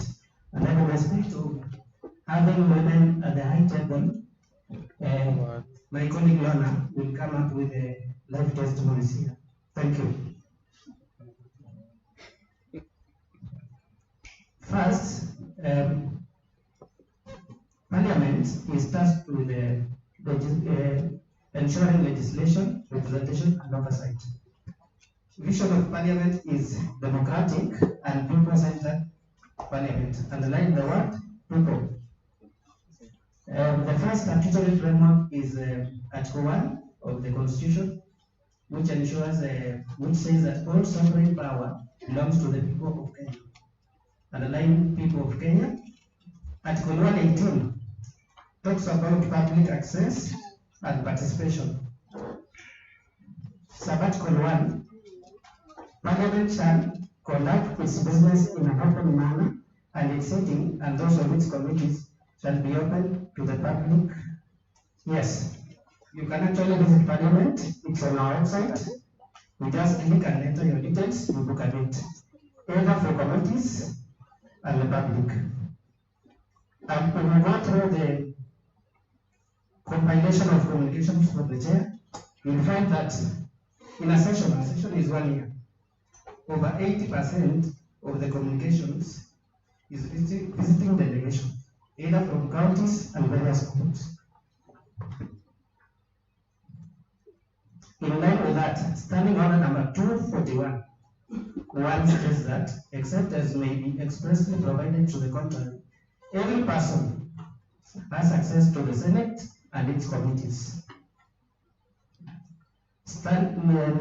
Article 119 of the Constitution, which ensures that the people are involved in legislation, is that every person has a right to petition Parliament to consider any matter within its authority, including to enact, amend, or repeal any legislation.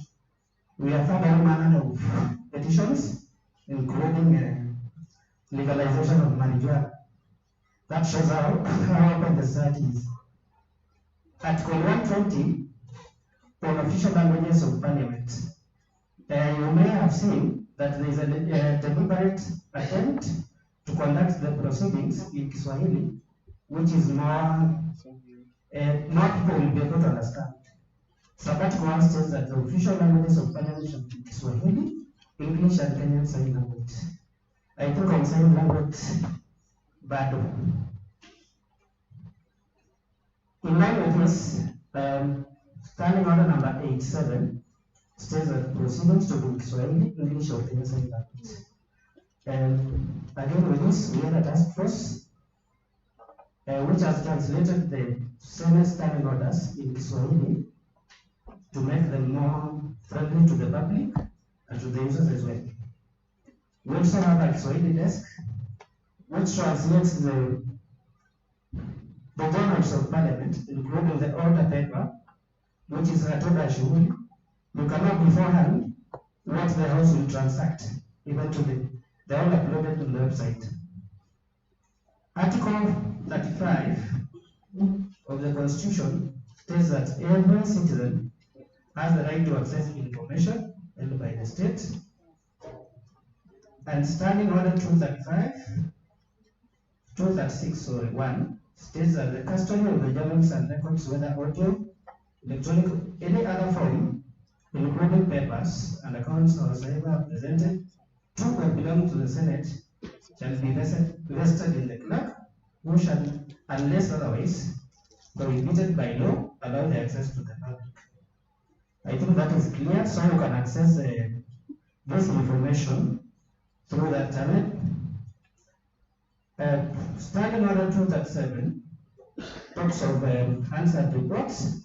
These are normative proceedings of the House, and for the benefit of the public to know what their representatives are doing in either houses, they are uploaded 48 hours after any sitting. There is also the PFM Act, Chapter 10(2), which says that in carrying out its functions under subsection 1, the Parliamentary Budget Office shall observe the principle of public participation. I now yield the rest of my time to Lorna, who will give you living testimonies and life examples. This is in the spirit of having women at the high table. Thank you.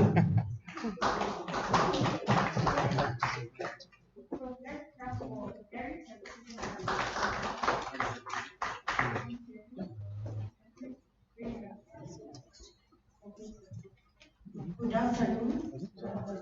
My name is Laura. To back up my colleagues, we as a Senate, we have various activities that encourage openness in Senate. First of all, we have Senate Mashinani, the one just showed you. Number two, we participate in exhibitions. The other week, we were in the DEFCON. We had an exhibition there.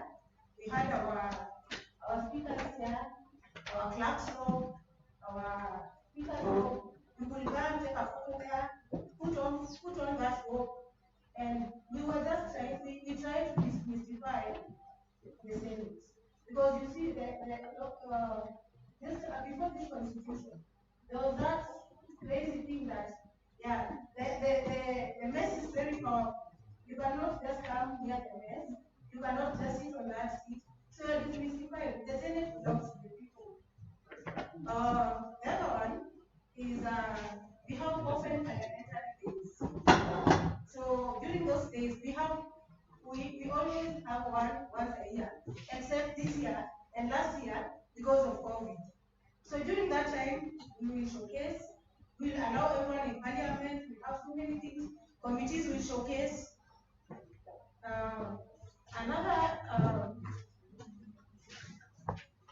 Another thing we usually do is we ensure that every bill is taken for public participation. Here, we sample counties where we go to at least, like, we have 47 counties, right? So we go to at least 20 counties where we have public participation, come back with a memoranda. As well, we also advertise for memoranda online. We have our website, we allow memoranda online. We also have public hearings. So in there, the public will very well participate. Because we realize that most of our court cases, court battles, are because of public participation. And sometimes we get to juggle with it because we don't have a law, so it is not very clear. So even we still wait for the judiciary to be able to interpret for us. So sometimes we have issues with the same.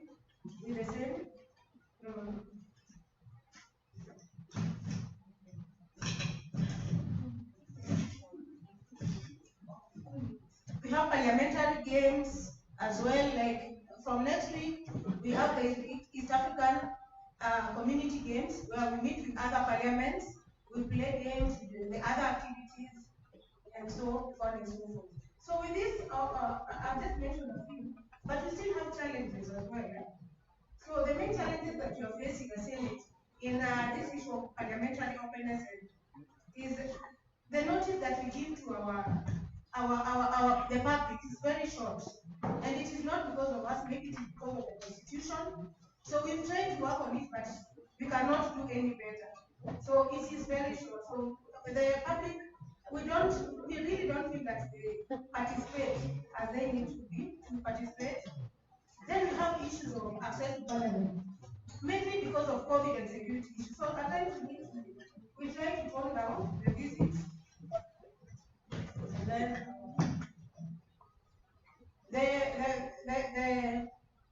the adverts on bids and on memoranda, because of memoranda and invitations to public meetings are only done through the mainstream media, which again is a little biased, because now maybe those people from mashinani kabisa cannot even access these things.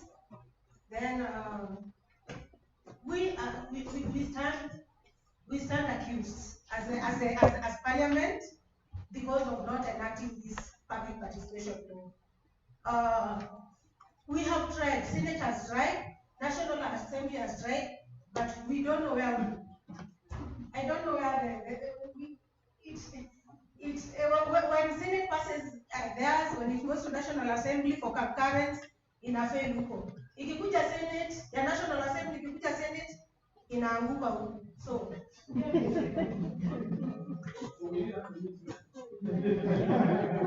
it's not us. It is your elected leaders. So then the Senate also has sufficient capacity to disclose and publish the Senate committee's answer immediately. Sometimes, for security reasons, we might not be able to publish us. And then again, the committee sometimes, we have security issues that are they call them in-house. So we cannot allow the public to get in when such meeting happen, especially maybe with the CS, the CS for security, maybe because of exposure and thank you.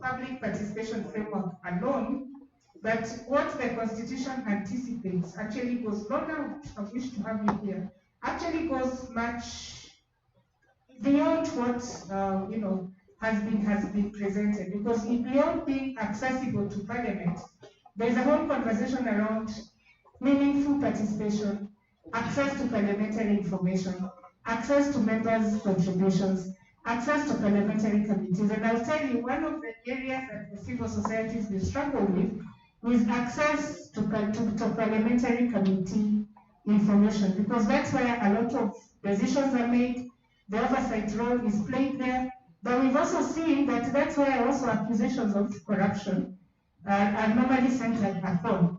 But as I invite the panelists from the County Assembly, let me just read what the National Action Plan envisages. It envisages that we will entrench legislative openness through timely proactive disclosure of information, providing access to parliamentary and county assemblies plenary and committee proceedings, and timely publication of all proceedings. So that is what we hope to have achieved by December 2022.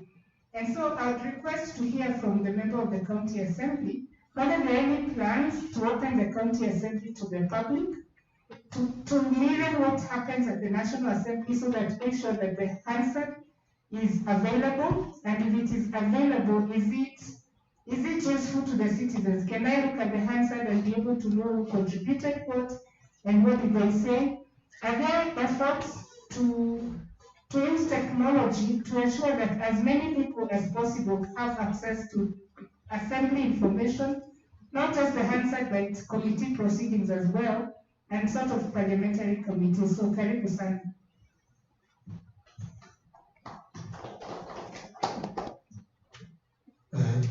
My name is Dr. Boniface. I am here on behalf of the Director Legislative and Procedural Services. At County Assembly, at the heart of the Assembly business is public participation. We intend this to be part of our norms for all the deliberations that we do. On the onset, we have matters that we have original jurisdiction as the Assembly, and we have other matters that, of course, as provided for in the law, they arise from the county executive. At the onset of the new government, of course, we will receive the names of appointees to county executive. The law requires that we conduct public participation within certain timelines. We've been able to do that one within the parameters that is provided for the law. We have all our transactions open, beyond committee meetings and also plenary sessions. They are open to members of public. When we have bills, budget-related items, we invite the public through print media. Of course, we put in the print media of national circulation.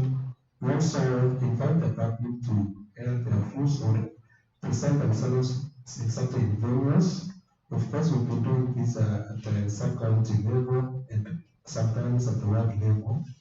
And we also go an extra mile to reach our FM stations, the Gas FM, and the rest, so that we reach to the public.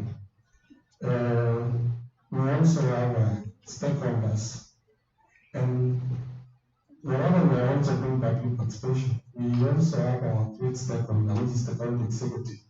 And in terms of financial matters, the CCM for finance is our third stakeholder that we always invite the one other members of public. So, committee reports are there. They are available for any for all members of public whenever you require anything which you have in mind or which you can come and ask. It is provided. They are also available in our website. And also the Hansard, because the members of public elected members of county assembly, and members of county assembly contribute to the substance that we have before the House. And we have the Hansard. We also have we have the live stream, the Facebook and the YouTube, so that we want to come closer to the people, so that you can be able to see what we do and be part of our decisions. That cannot be, whereas that is said and done, we've also had some challenges when we also going to get views from members of public. Going forward, we are trying to iron out some of the challenges that we have. Of course, we want to cascade the public participation so that we can use technological framework to reach the members of public. Thank you. All right. So for the visitors to Nandy, we'll be happy to know that the county has live proceedings of the county. And be interested to hear also from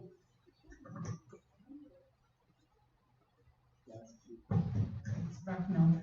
It will also be interesting to hear from some of you whether you have interacted with the county proceedings and whether you have been able to make, especially from civil society organizations, decisions or follow-up action based on what either you've picked from the Hansard or from the county assembly. But now allow me to go to Irene and just briefly talk about access to information with a view of enhancing legislative openness and public participation, given that a lot of the decisions that organizations need to make is based on them being able to access, in this case, parliamentary information, but also the information being in a manner that they can use and understand.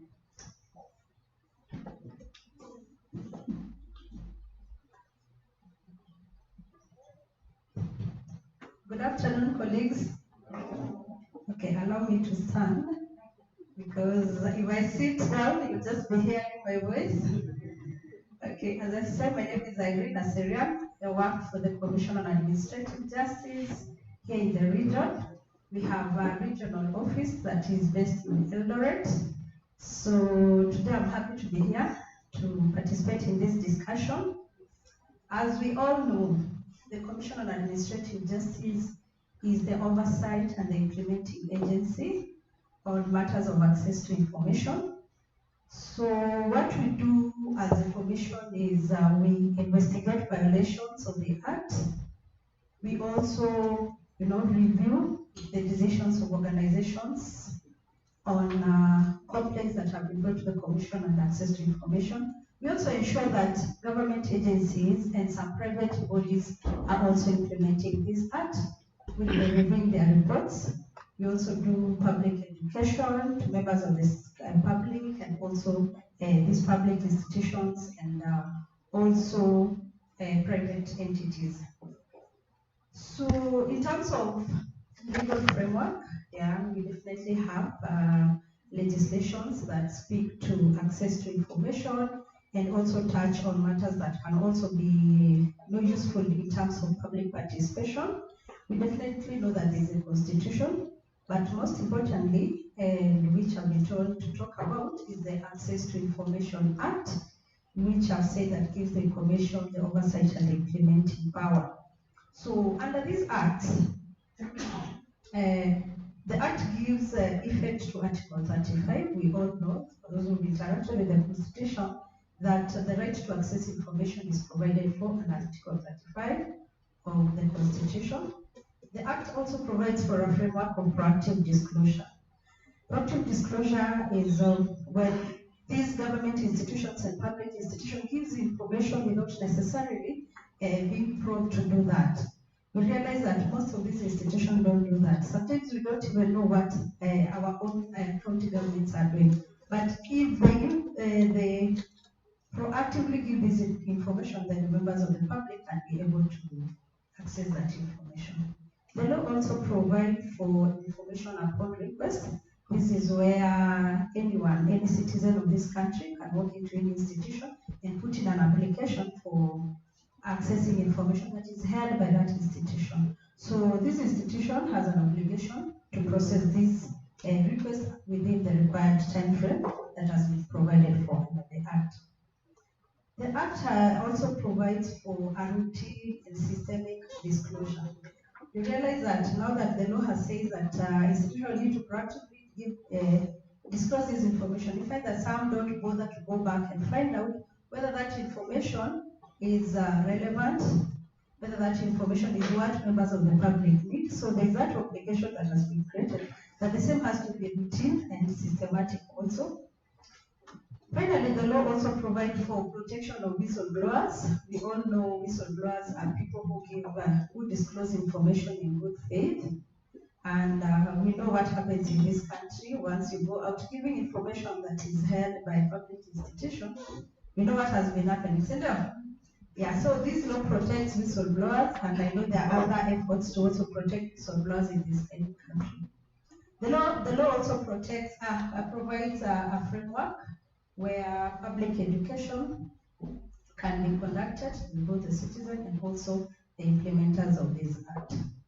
So then how can we then use this law to ensure that citizens are able to access this information, citizens can know what the county governments are doing, what the Senate is doing. So as I've said, the right to access to information is a right that is enjoyed by every citizen in this country. So because it's a right, then everyone should be given an opportunity to enjoy it by ensuring that this information is accessible to everyone. The other thing is to ensure proactive disclosure. Okay, and how can we do this? We can do this by ensuring that the kind of information we have has been simplified and it's user-friendly. Let's say, for example, a county government is undertaking a project and now they want members of the community to participate. Then they should ensure that they have a brief of what the session is all about. Whether it's a project, then they should also tell the community what the project is all about. The other thing should be ensure that the relevant documents are accessible and they're user-friendly. The Commission is developing regulations and access to information. So as we were doing public participation, one of the issues that came up from Bomet and Kakamega County is that we need to include, as part of the proactive disclosure documents that should be considered, those documents that are required during public participation. So that is something that we will consider as a task force and incorporate that. So it's a very good thing it's a good practice to ensure that relevant public documents are accessible during public participation. The other thing that should be proactively be disclosed during such events on public participation is the organ, like the particulars of the organ that is conducting that activity. Recently, we were monitoring the voter registration, and when we went to one market, we asked them whether they were aware who was even conducting the voter registration. One person told us that it is mzee wa kijiji. Mzee wa kijiji alikuja kwa nyumba yetu akasema tujiandikishe. So I think it is also important to have this information out there, whether it is through posters, whether it's through the local radio. Just try to provide this information so that people can also participate. And then simple information that needs to be proactively be disclosed, things to do with maybe the venue, the date of the participation, the channels which people can give their input. And when we talk about channel, we should also look at the target audience. If you're talking about the youth, you need to put this information to where you will target most of these youth. Do you put it on social media? Maybe on your official social media handle and all that, but you need to go to the community radio and give this information. So those are some of the things you also need to consider.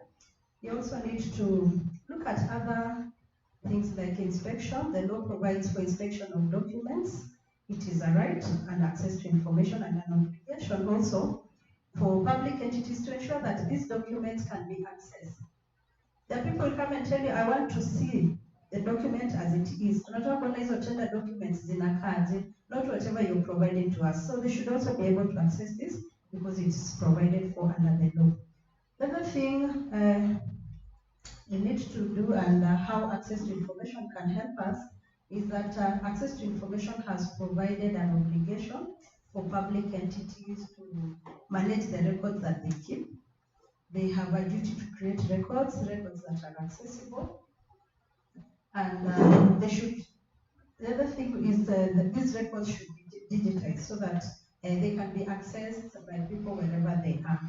They can do this through creating links in their website where these records are. So I think that is it for me. But I will be happy to answer any question related to access to information and the mandate of the Commission. Thank you. A big back to the panelists. I'm committed to ensuring that the by 4:30, but I'm opening the floor for some questions. And even as we pick them from, I can see a hand up from that corner. We always say in this country, many things are good on paper. If you look at the paper, if you look at the documents, everything is fantastic. But when it comes to actual implementation, that's where the rubber meets the road. And one of the questions I'll be asking, especially Eric and Lorna from the Senate, is how do you track the decisions that you make? So as a citizen, I'd be interested in knowing how the issues that the men in that forum, the issues they raised, were they addressed? Or the next sitting they will hear the same things. So I think we have, if someone can help me with the roving mic question. Please identify who you are addressing your question so that you can move.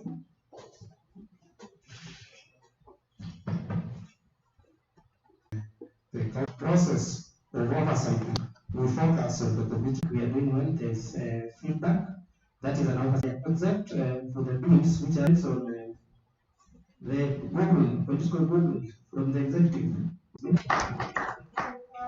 Thank you so much to our panelists. That clap is not sufficient. I know you're tired, it's been a long day.